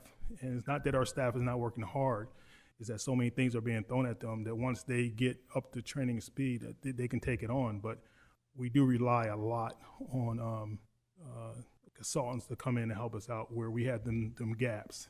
Not to say it's not right, but we do have that challenge sometimes. Prices are going up with consultants. It's very expensive to bring them in. Usually they come in and work on a specific problem and they're out.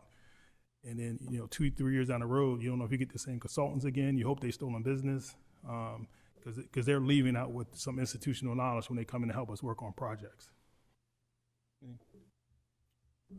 Growing, last one. Growing recognition of leverage data across departments and silo application architecture and lack of standardization create challenges.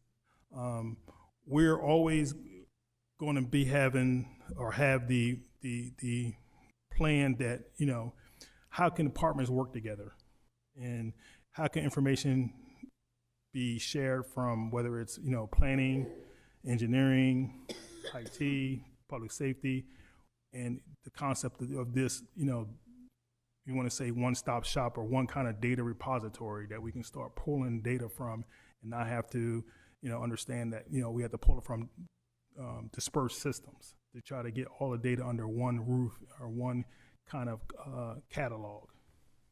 Next slide. Okay. Another challenge we have, IT workforce in the county is primarily with strictly in-house cultivated technical skills, while gaining value from new technology innovation requires a broader skill set. Just as the way that us having the AS400 platform, our technology was very, very mature. It was kind of learn on the fly, which, you know, our staff did an excellent job supporting what we have. But when we transition to this newer technology, there's a bigger learning gap because you're going from, again, I'm primarily using our ERP system as an example, going from AS400 to this virtual cloud computing.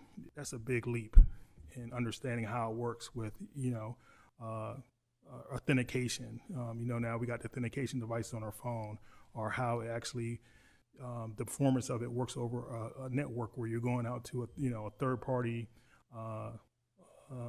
cloud environment, whether it's Oracle or ASW or some other off-site, and how we still get the support and how we still get the performance that we will expect if it was an on-site product.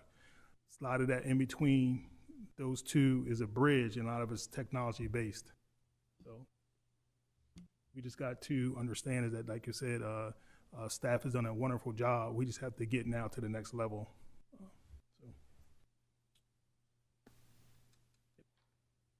Okay, so IT optimization, our goal. So plan holistically and build the skills that our workforce demands. Own the outcome is our commitment to the customer, ensuring outcomes through a resolution. Make it better is a strive for continuous improvement, excellence, and innovation. I tell my staff all the time is that you have to own an issue. You have to do what they call relentless ownership and communicate, strive to get better. It's not management or the county's responsibility for your professional growth. It has to come from you, whether it's, you know, reading up on blogs or, you know, going to websites or watching a YouTube video.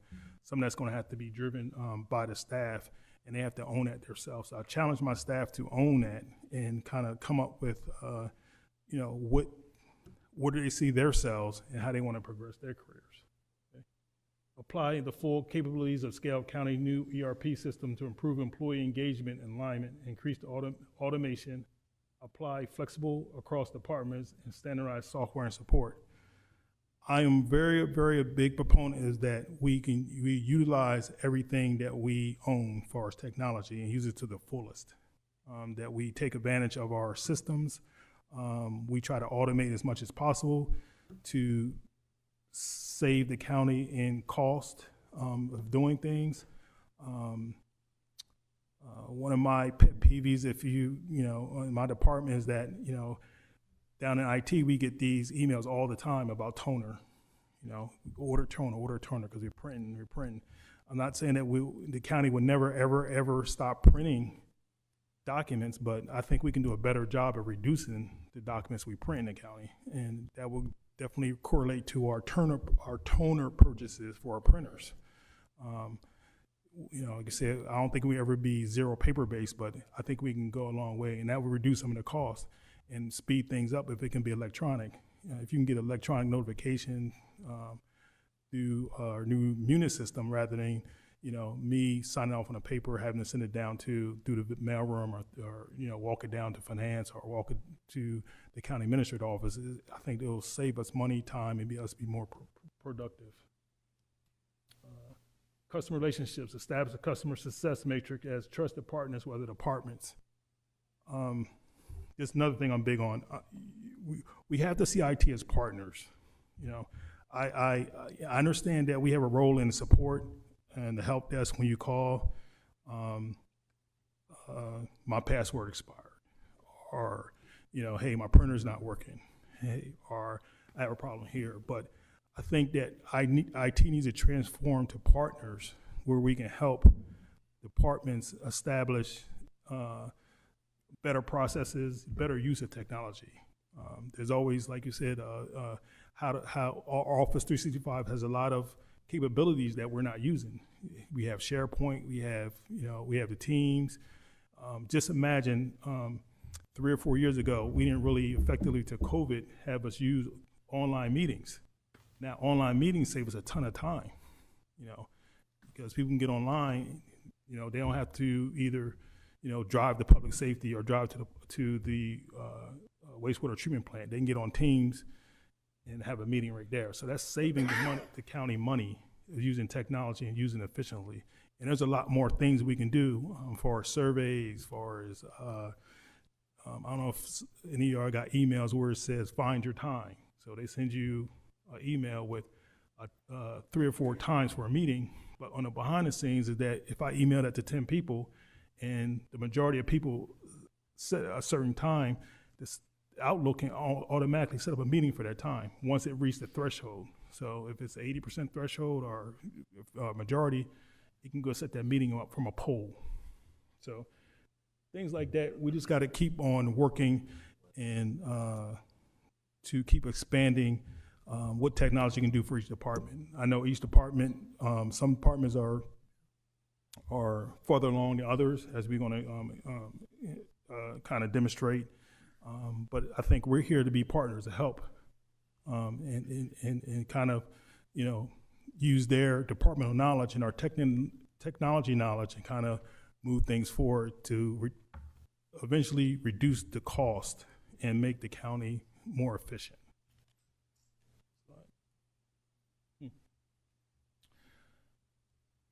Again, to deliver services and outcomes through more channels continue to be the highest priority, with the county's significant investment of $4 million in new ERP system and website. We need to hide the scenes between department services and user interactions, implement enterprise technology that makes services available to many users, move quickly to start enterprise solutions while capturing immediate value. To wrap it up is get projects done as soon as possible. When projects linger and some fault of, or, you know, we can have resource issues, we can have, you know, budgetary issues, we can have issues where, you know, maybe the vendor's not performing, but the faster we get projects in, the faster we can get things under our belt and move on, it just make, you know, that much better. We can free up resources to start working on other things. In IT, I think what I've seen, that projects tend to linger too long. You know, I was always taught coming up in, as a young programmer, everything has an end date. It's not a start. I don't care too much about the start date, but when is the end date? Because I can hold people accountable to an end date. Now, the end date might move, but at least I know what I have to do, and I can start working my way back to a start date. So if it needs to end on a certain date, I know what I need to start.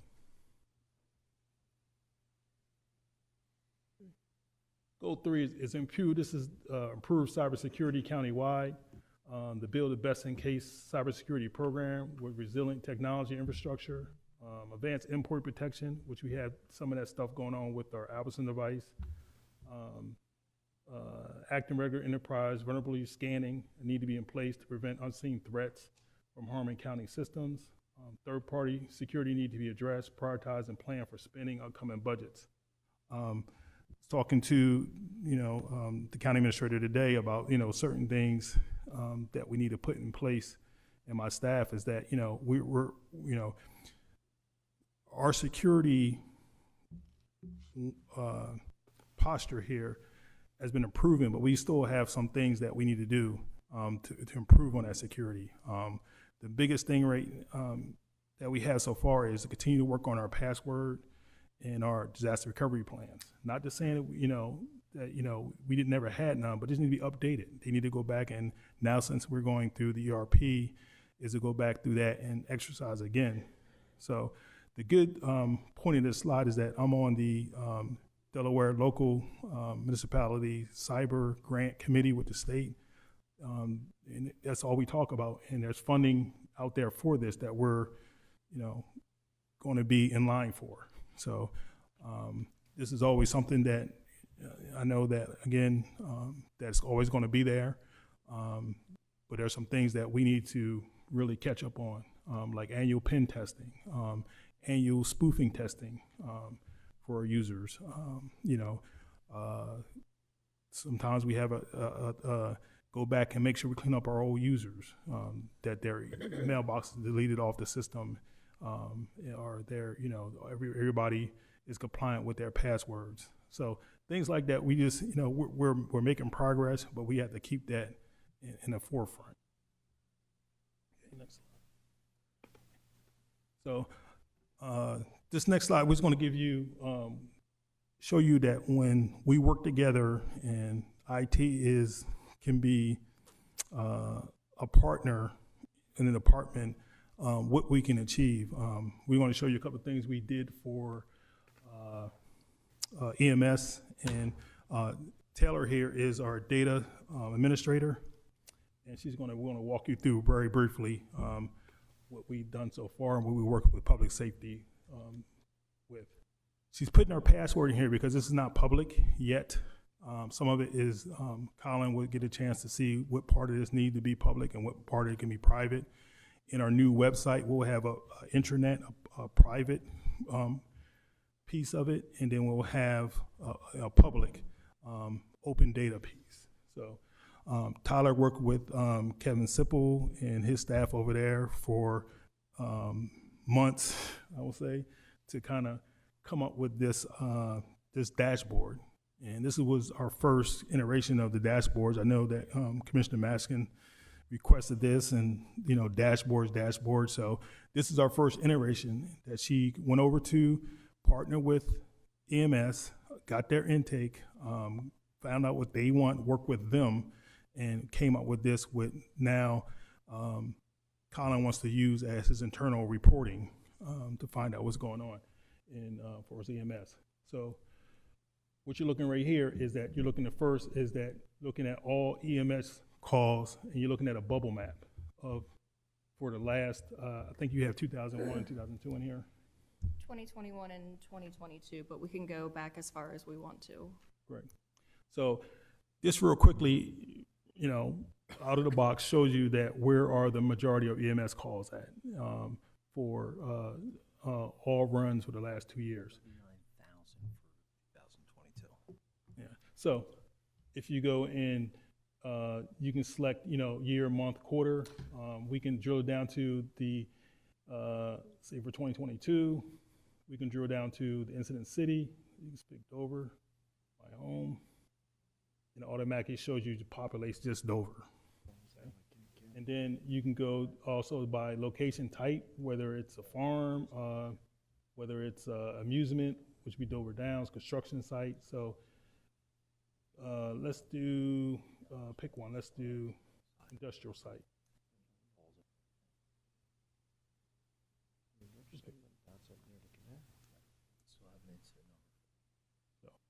So obviously you can choose on a heat map of where those incidents happen without the county, whether for location type.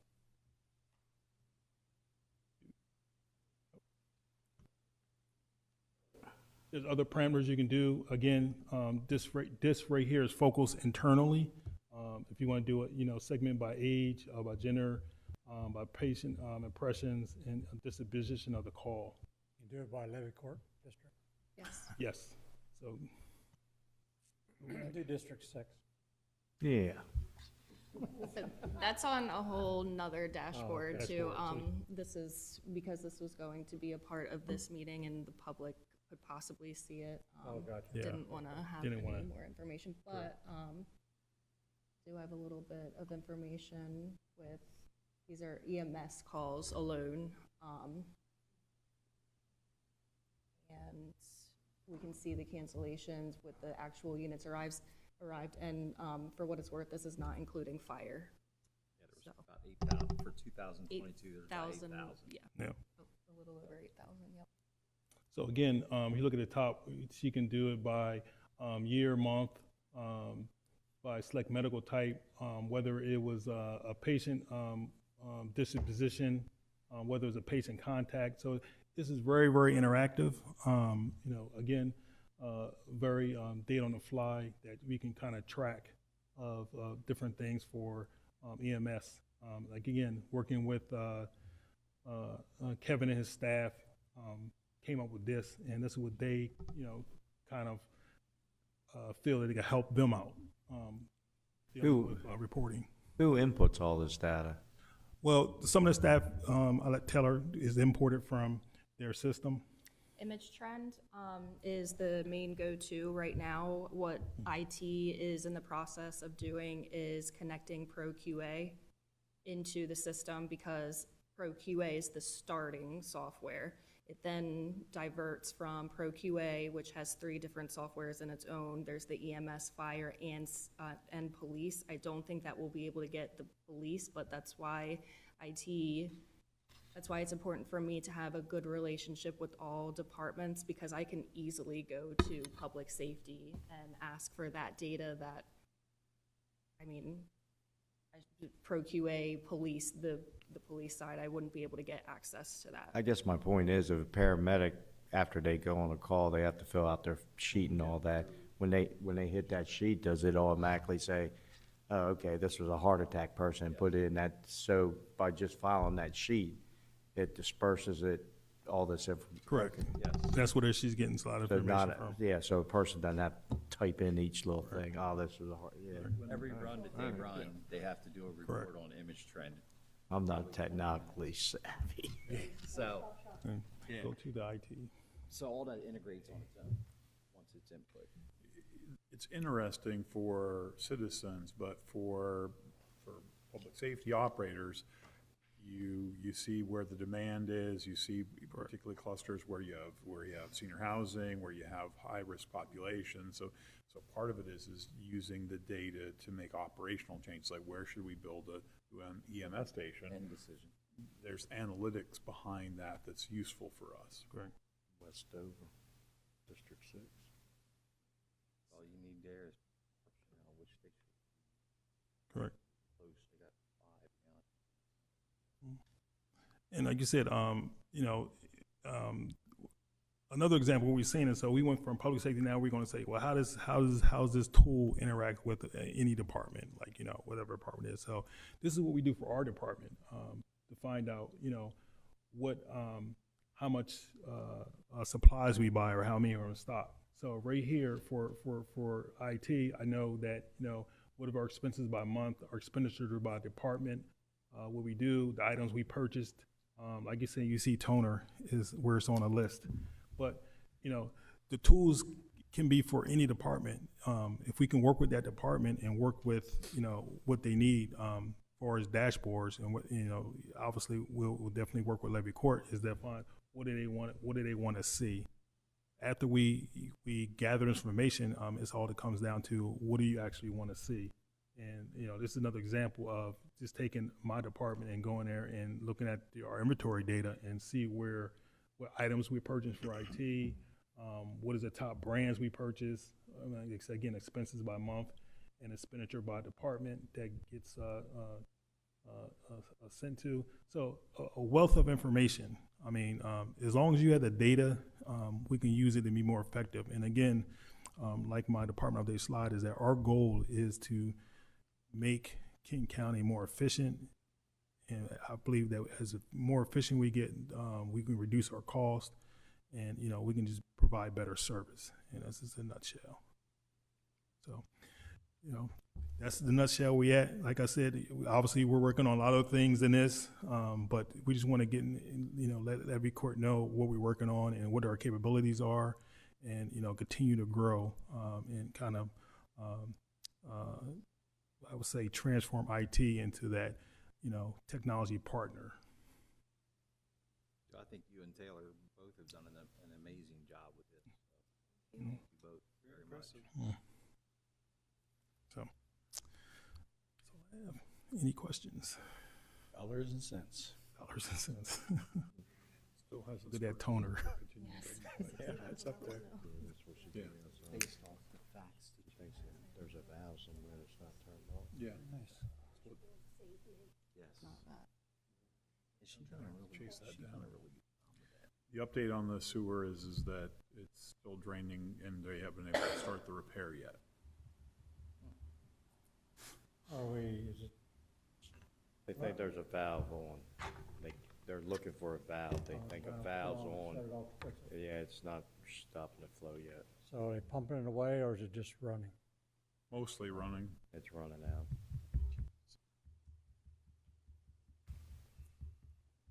Which, I don't know if this is appropriate time, but that's something we need to look in sooner than later. Obviously, that's the last line that doesn't have a bypass. Yeah. And what Kobe told me today when I was out there, this thing has broken 3 or 4 times in the last couple of years. We're actually gonna put, Same place?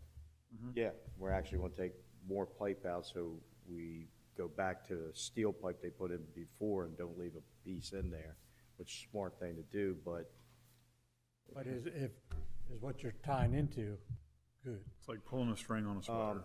I mean, but we need to do the analytics because we need to put a section of pipe that's broken on the truck, have the materials analysis done, because there could be some kind of metal issue with the wraparound. It could be bad concrete, could be installation thing, but the more we know about it, the more we know how much we're gonna have to tear out. I don't think it's an installation thing. You have to look at it from the standpoint, this thing's been in there 50 years. And when that concrete was made in 1970s, was nowhere near what they make concrete today. I mean, if you got a driveway from the 1970s, your stone showing, that's exactly what's happening. With that water flowing over it, I've seen it with storm drain pipes that doesn't have nearly the flow that this has, and it wears the pipe out. I just think it's a 50-year-old pipe, and we're gonna get caught with our pants down. We need to address it quickly, that particular section. Now, obviously, the punch and run, or I won't say punch and run, but further up's coming in. We talked about that with the Del Dot deal.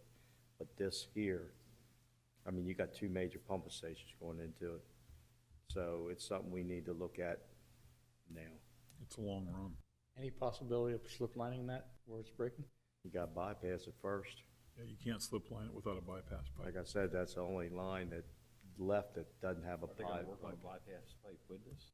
You're While gonna- they're doing it? While they're repairing it? No, they're shutting, the stuff's running into the St. Jones.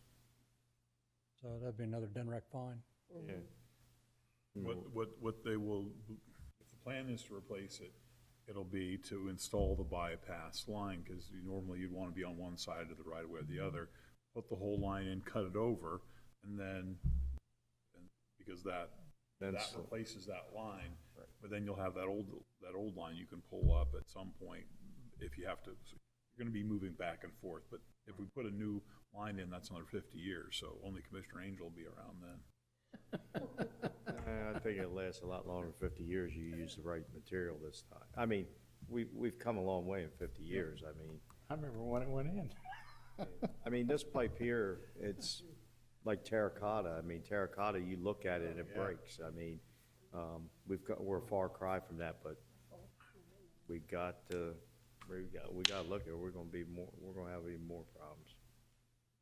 So. Well, it's gotta get done. It's one of those, every once in a while, you just have one of those it's gotta get done projects, so we'll have to, the good news is that we have enough retained earnings to at least get the project started, but we have to go to design, we'll have to, we have to get the engineering work on it done, but prioritize that, work with Diane and her team, but yeah, these kind of incidents tend to linger long after the smell is gone, and it's gonna cost us another, what, $500,000 in fines or something. Easy. Depends on how much goes in. Yeah. Oh. How's your leg feeling? Do what? Sir. It's sore. but it's coming quicker than I anticipated. But I think that's because back in January I had it injected. So I think that injection is still helping after the operation. So it's, I'm kind of thinking Commissioner Scott Hope was acting up because he's been pretty hungry here. And he's thinking if we could just get a break and rush out, he get some food in him, so. I thought workshop pizza. I did too. 6 o'clock, I thought I told pizza. Commissioner Angel, it's a 5:30 thing. I mean, we're gonna feed you at 5:30 at 6. You guys are on your own. I mean, we gotta incentivize it. The only other thing, and I don't want to jump out, but Alan Angel offered to not do a presentation for HR.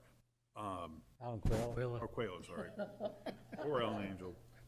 You can tell it's late. I mean, at the 2.5-hour mark, I start falling apart. But there are some things, whether you want to take them on tonight, that I know Susan's been waiting for, because there's some loose ends related to HR which are pay related, because early in the process, we talked about not only the pay study, but a rank study, differential pay for different positions. That's normally my hint for Susan to kind of wander down this direction, but there's all these little things. So I think we got time to do them tonight. Okay. It's not that late. Come on down. Alan, too? You might as well. They've been sitting out there. If Commissioner Scott faints due to hunger, I've got a granola bar in my office I can run, so. See, that's the only thing about going to caucus room, you got like 5 or 10 minutes to Get a snack. We didn't get that tonight. If I had pizza, I probably wouldn't be hungry. Okay, I mean, I guess I'll have to compromise a 6 o'clock start, but we'll have to get Franco's again, so. We got a pretty good schedule for the workshop on the 9th, so it definitely will, some food will be required. We're gonna chop some wood. Yeah, but you gotta figure how many people are gonna be here on time. Oh. Well, if the pizza's, maybe everybody gets here. Yeah, I didn't see pizza. So Yeah. You had to stop and eat, right, Jeff? Yeah. The first thing on Susan's list, because I'm doing this by memory since Susan has the list, and mine is my office next to the granola bar, is the pay study, which is in the budget, draft budget now. But one of the things I talked to Susan about this, if you want to do all these other little pay-related things, my recommendation would be to phase the pay study in over 2 years, because if you want to talk about rank structure and all these pay differentials that have been mentioned, my suggestion is to find room in the budget to do those. So you're, because we're snug, I mean, we've cut a lot, or you have proposed raising taxes. This is a heavy lift. So Susan, what are the 5 things specifically on the top of the list? I don't have it with me. Well, there's 2 shift differentials, one The for. shift differential, on-call pay, shift differential, on-call pay, pay study, Rank structure. and, yeah, the ranks, for the paramedics. And we have already confirmed the COLA and STEP, right? Right, the COLA and STEP are in. I think the direction for the board was the pay study was in, but we did not address all these other smaller pay requests, so. So what was that again, Miss Susan? On-call pay for non-union people. What, I'm sorry? On-call pay for non-union. Yeah, Because unions is contracted, I mean, it's in their You got a contract. $90 raise, right, for on-call, right? Your union, Yeah, Union. yeah, just public public works. safety, I mean, public works. Yeah, public works. Next one. I didn't Shift negotiate differential. that because they would've got $90. Pay study and ranking, What was okay is the COLA and the STEP. right. Did you put pay study and rank? Yes, ma'am. Okay. I got it. So Commissioners, obviously, we completed pay study. The cost, as you recall, is about $250,000. About half of that goes to the paramedics. So that would basically allow every position to be reclassified up a grade. And they would, so half of the money goes to would go to paramedics. So as you know, I've already recommended that Levy Court incorporate in that budget. We did get the rank structure. The cost of that is estimated that it was prepared by EMS staff. It's about $60,000, but that does not factor in the impact of overtime. As you know, they do have a lot, so that's just a straight $60K. It only impacts 17 of the nearly 60 paramedics, so not that many would benefit from that, as opposed to the pay study. Also in the pay study, it would increase our lower paid employees, the ones that are under $15. You know, the minimum wage goes up to $13.25 on January 25th. So the proposal in the pay study is to increase, after you give the COLA, everybody would be at the, essentially at the $15 to start. And hopefully by the time January 1st of 26 gets here, or 25, I'm sorry, the starting wage would be a bit more than the $15 that minimum wage will be at that point, presumably if you keep giving some COLA adjustment, because the COLA does adjust the pay ranges. So that's my recommendations on those. The rank structure, well, certainly it helped the benefit to the 17. It would really not do much for increase in the pay overall for that, for the service. And Alan, it would also that the rank structure would also help dramatically moving forward with the new employees, the new hirees with it. And I think if I'm not mistaken, 911 dispatch already has a rank structure in play.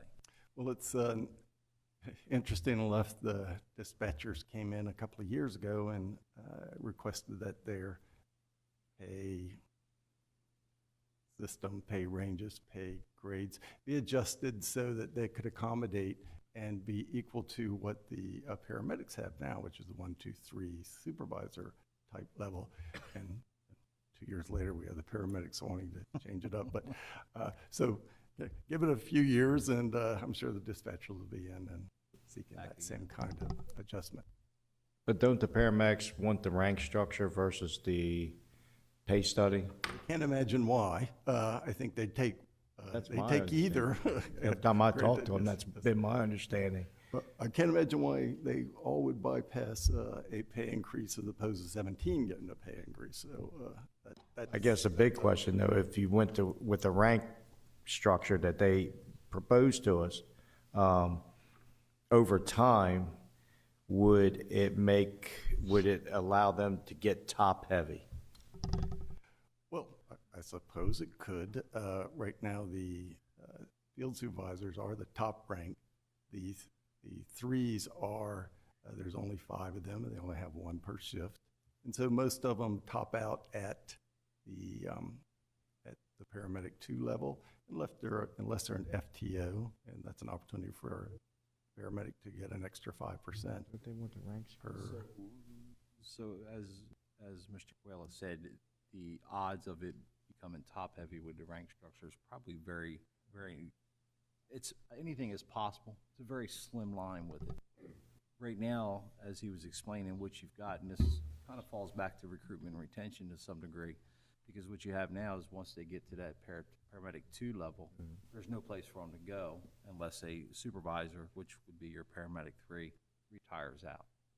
So what these rank structures does is it takes from that entry point of, say, 2018, and instead of going right to a 2020, it puts in a 2019. So it gives a little step where they'd have to meet a certain criteria before they were able to upgrade to that point. It may be 2 or 3 years of service. It may be additional training, whatever they come up with on that before they could move to that. Right now, they hired as a 1, they go to a 2, and that's where they're going to stay for the next 20 years. So I would say the rank structure is what I would say. Well, that's what they're telling me. They want the rank structure, which if that's what they want and that's cheaper, I mean. I'm not sure that, having worked with public employees a long time, I'm not sure any public employees would say, we want what costs less, because Right. that means it's less money in our pocket. I think probably what they want is the pay study, but if half of the pay study is $1.25, and the rank structure is only 60, and I'm not saying the rank structure for the 17 who get that don't make out better, but what plan, the pay study puts $1.25 in the pockets of all the paramedics. The rank structure puts half of that, but only in the pocket of 17. If we have 50-ish paramedics, that's 30%. Yeah, 30% of the people getting all the money. Every And I haven't paramedic's really, getting an increase. and I haven't discussed. Put under the you know, pay I did. I asked. I mean, how many did you ask and who'd you ask? That's another thing too. Simple and Tigger. Yeah, you probably need to talk to the ones that are heading it up, is what I would recommend. But I mean, I would like the opportunity to probably speak with some of them before we went to that route, if possible.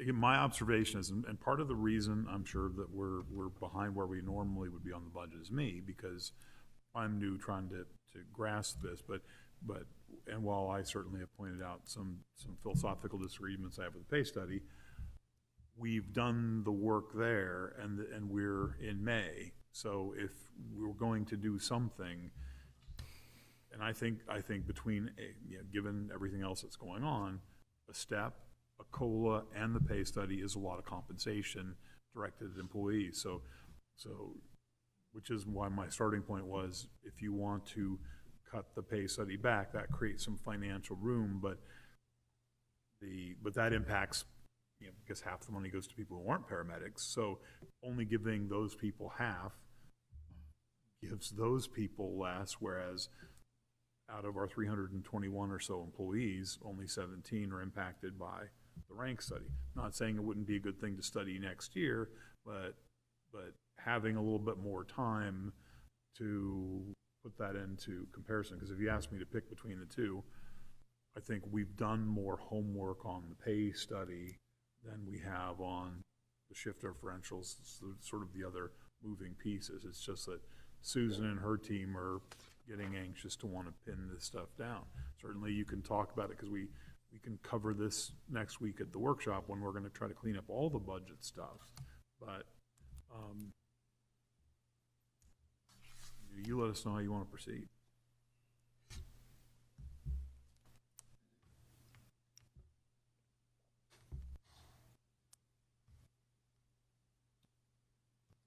So I think If we can, I'll say it. I mean, if we can finalize it next Tuesday night. That'd give me an opportunity to get with. Yeah, that's what I was gonna suggest, and Give me an you opportunity and to get Paul with. want to talk to people, get some answers.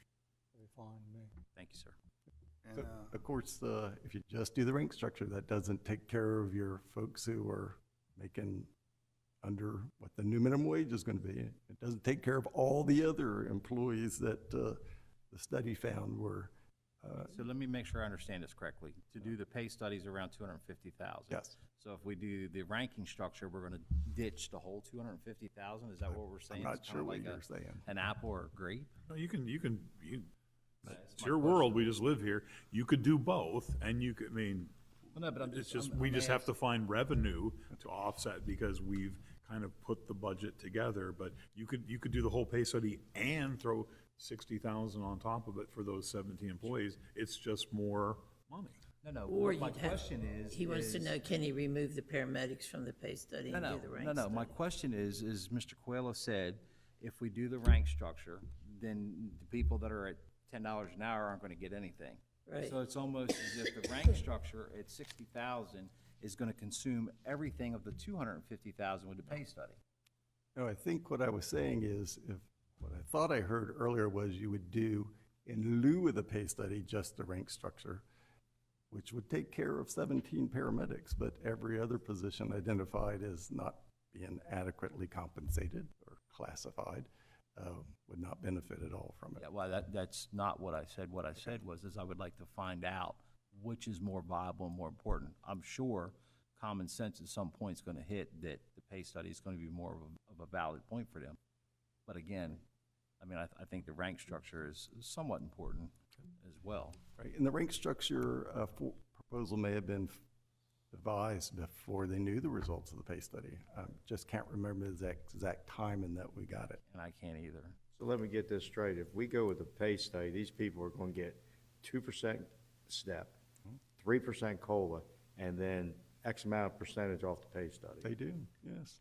So you're talking 7-8% raise possibly Talking for a some minimum of employees. 10%, a minimum.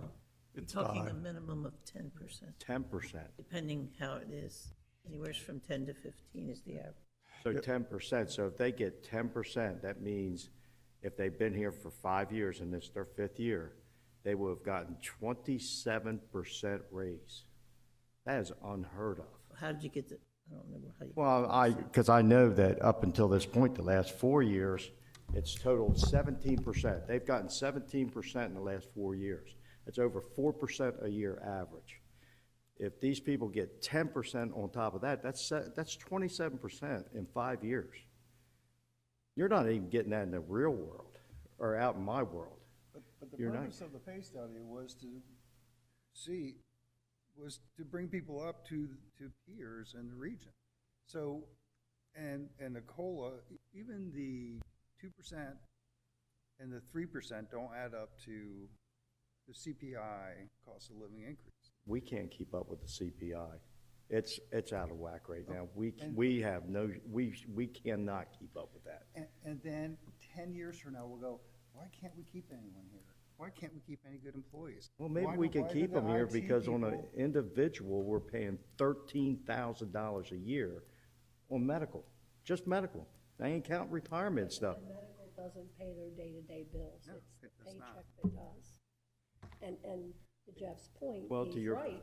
You know, we can't fill the jobs we have in some cases because our pay is not commensurate with what our counterparts are paying. And it's a problem.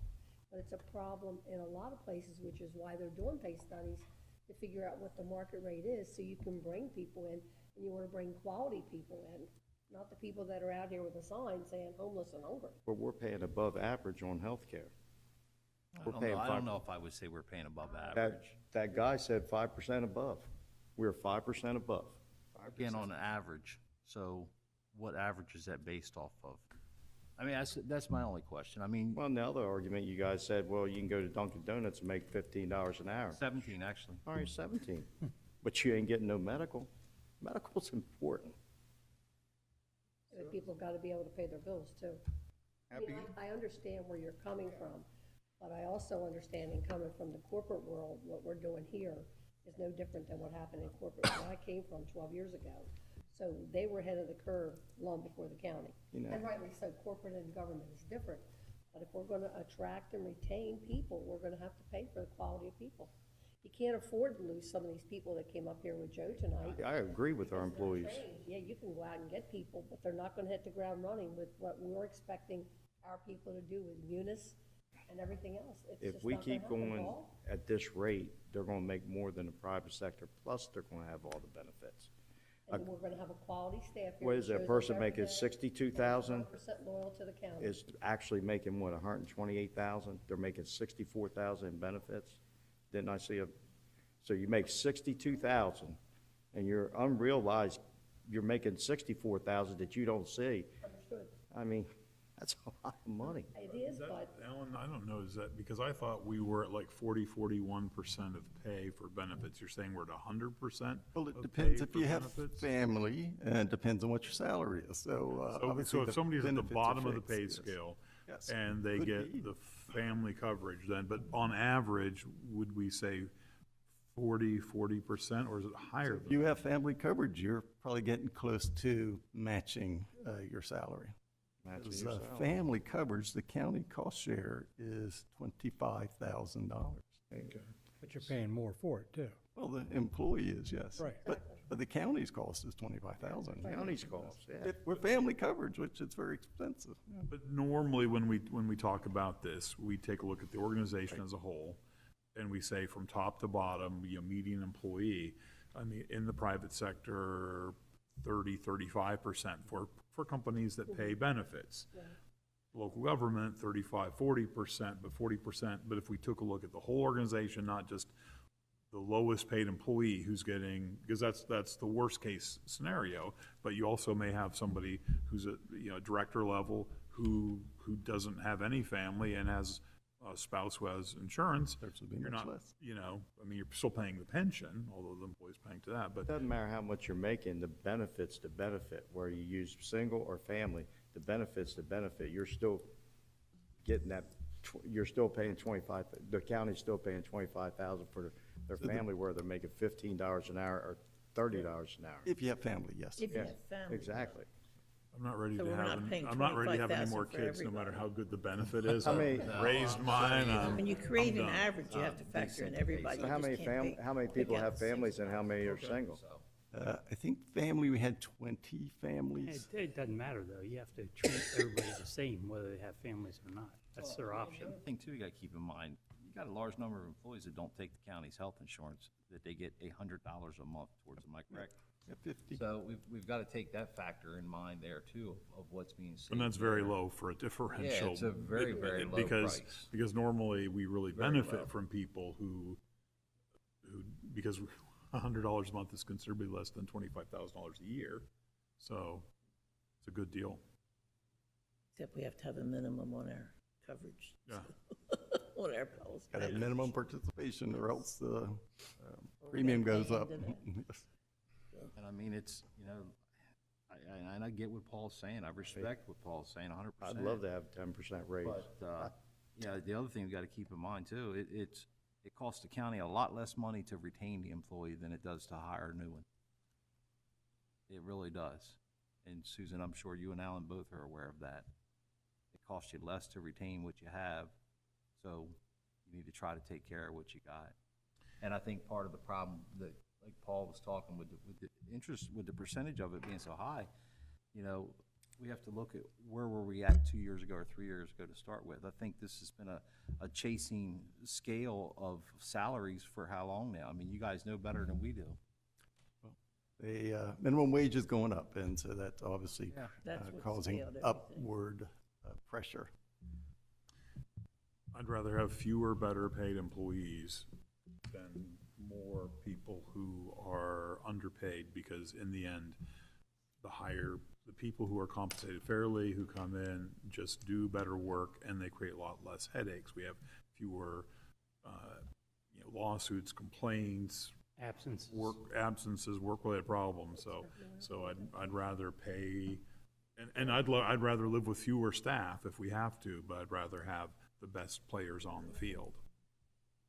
And I know Paul and I had talked about different, different possibilities to try to offset it. But the problem is no matter what alternative we try to go to now, you're gonna be faced with the same problem next year. So I've thought long and hard about it, done a lot of research on it. Jesus, Paul. So at some point, 9 o'clock. His coach is turning into a pumpkin. It's not gonna go away. So. Inflation has been devastating for everybody. I think local governments are grappling with it, but the cost of everything is up roughly 20% since COVID hit. And that's at the grocery store. I mean, even the way back burgers with $4 for a large soda and $9.99 for a cheeseburger. Just in case you wondered. Yeah, $10 for a freaking hamburger. It's ridiculous. I just said that because Commissioner Scott's salivating I'm right now. hungry. Just tormenting. So what's the inclination of the board? Because if we keep the pay study in, I don't have any problem opening up, although some of the on-call shift differential things are relatively small. Yes. They're not going to cost a lot. It's just more keeping the non-union people a bit more on par with the people represented by collective bargaining. But they're not $60,000 numbers. Alan, I think it was under 10. I think Under it's 10. yes. Terry was pay study. What? Pay study was what conclusion was there. For what? Medics. All our paramedics can do math. Just now, you just, Versus the rank structure. oh, would you text somebody? I did. All right. I was like, I did not hear anything, and all of a sudden you're saying the pay study. I got telepathy or whatever they call it. And that's the Getting fairest hungrier. thing to do, because you're only benefiting the 17 people. going away. Go on the rank structure, and that's another. That's a And fight it's something to for look at another in the day. future. Yeah, move it in the And future. probably something and- we'll negotiate in the Yep. future. But right now, we need to help everybody. I think pay study's the way to go. Yep. Great.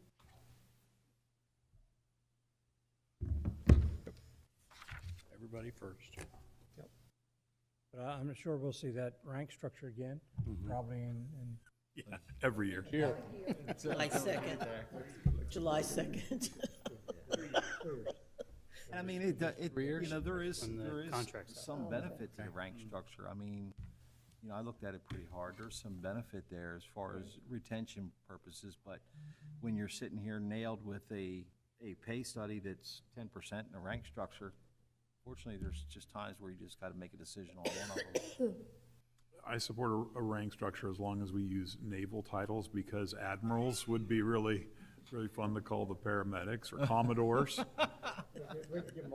Yeah, yeah, and then like the big hat with the tassels and stuff. So other HR-related budget stuff, Alan, because So I think we heard that you are interested in making the minor adjustment to the on-call and the shift differential. and that's for dispatchers. That'd be for dispatchers, and wastewater is not in the union. Okay. And So for the non-collective bargaining people. people, yes. So it's not as high as theirs, but not as low as it currently is. I don't think it's been adjusted for 8 years. I think it was the last time it was adjusted. Yeah, I don't know. Maybe 6. Well, I think those are the key HR things, and I wouldn't want to. Yes. So you had on your list, was there anything else? Okay. Else between us and Chief? Yeah, well, the other budget stuff, because I know people are going to faint if I bring up things like Goggin House, and that's energy that's required for next week. But those were the key HR-related things that'll help. Well, these are the key operating budget stuff. Yeah. So that we can wrap up the operating budget. Capital stuff we can tackle next week. The Parks and Rec, you guys, is that? There were, well, there's no recommended PPAs in the budget. Parks and Rec put in for 2 guys? Yeah, the two, Personnel. the personnel action for For the volunteer Rigby and hours. Monahan. Oh, yeah.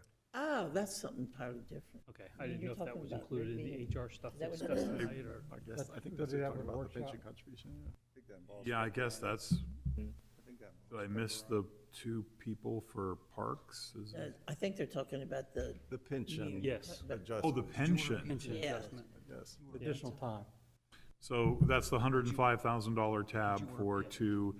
If you want to give us direction, as noted in the email, I think if, like the Supreme Court, you decide not to grant certiorari and hear the request, we can inform the employees that you weren't willing. If you want to approve that, it should be an agenda item that goes before the board at a business meeting. Yes. So 2 in favor of the 105, there's an against. I'm against it. I'm sorry. against it. There's 3 against, I mean, we just, 4 against. Sorry, what'd you say? The 105 for the 2 pension, are you for spending the money to give those 2 employees pension service for their part-time service, or against that? Not for it. Okay, so that's 5 and 2, so having heard that from the board, I'll just inform the employees that it was brought to the board, the matter was dispensed with, and Yeah, I think it already went through the personnel board too, and they denied it. yes, yeah, the PAB, is that what we call it? It's the PAB, we call it. Oh, The tab, the PAB. the PAB. I like that. Like pig. Well, and just before we go, Susan had a chance to talk about tax ditches tonight, and I gave her the golden opportunity to jump in, because I know she feels passionately about tax ditches. And she just sat there. I did. Let me hang.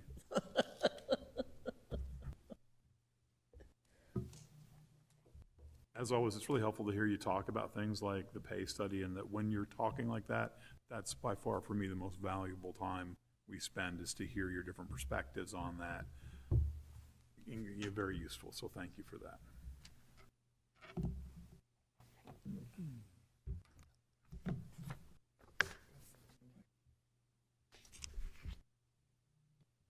Thank you, commissioners. Thank you. Thank you. I got hungry all of a sudden, too. I don't want to hear it. What'd he say? I don't want to hear it. I got hungry All of a sudden, now he's hungry. Maybe you were hearing Scott's belly rumble over there. Well, he's been, you know. But you know how you get so hungry you forget that you're hungry anymore? I think he might have passed over. I'm getting pictures of the sewer leak. It's not encouraging. You should have seen it this morning. Yeah, 9:10, it was running down the right lane of Route Swim to 13. Bob, and that'll kill his appetite. no, it's not. At this point, I don't think it's gonna kill Bob's appetite. You going up to the office? Oh, man. Where? You going up in your office? Yeah, The river of sewage.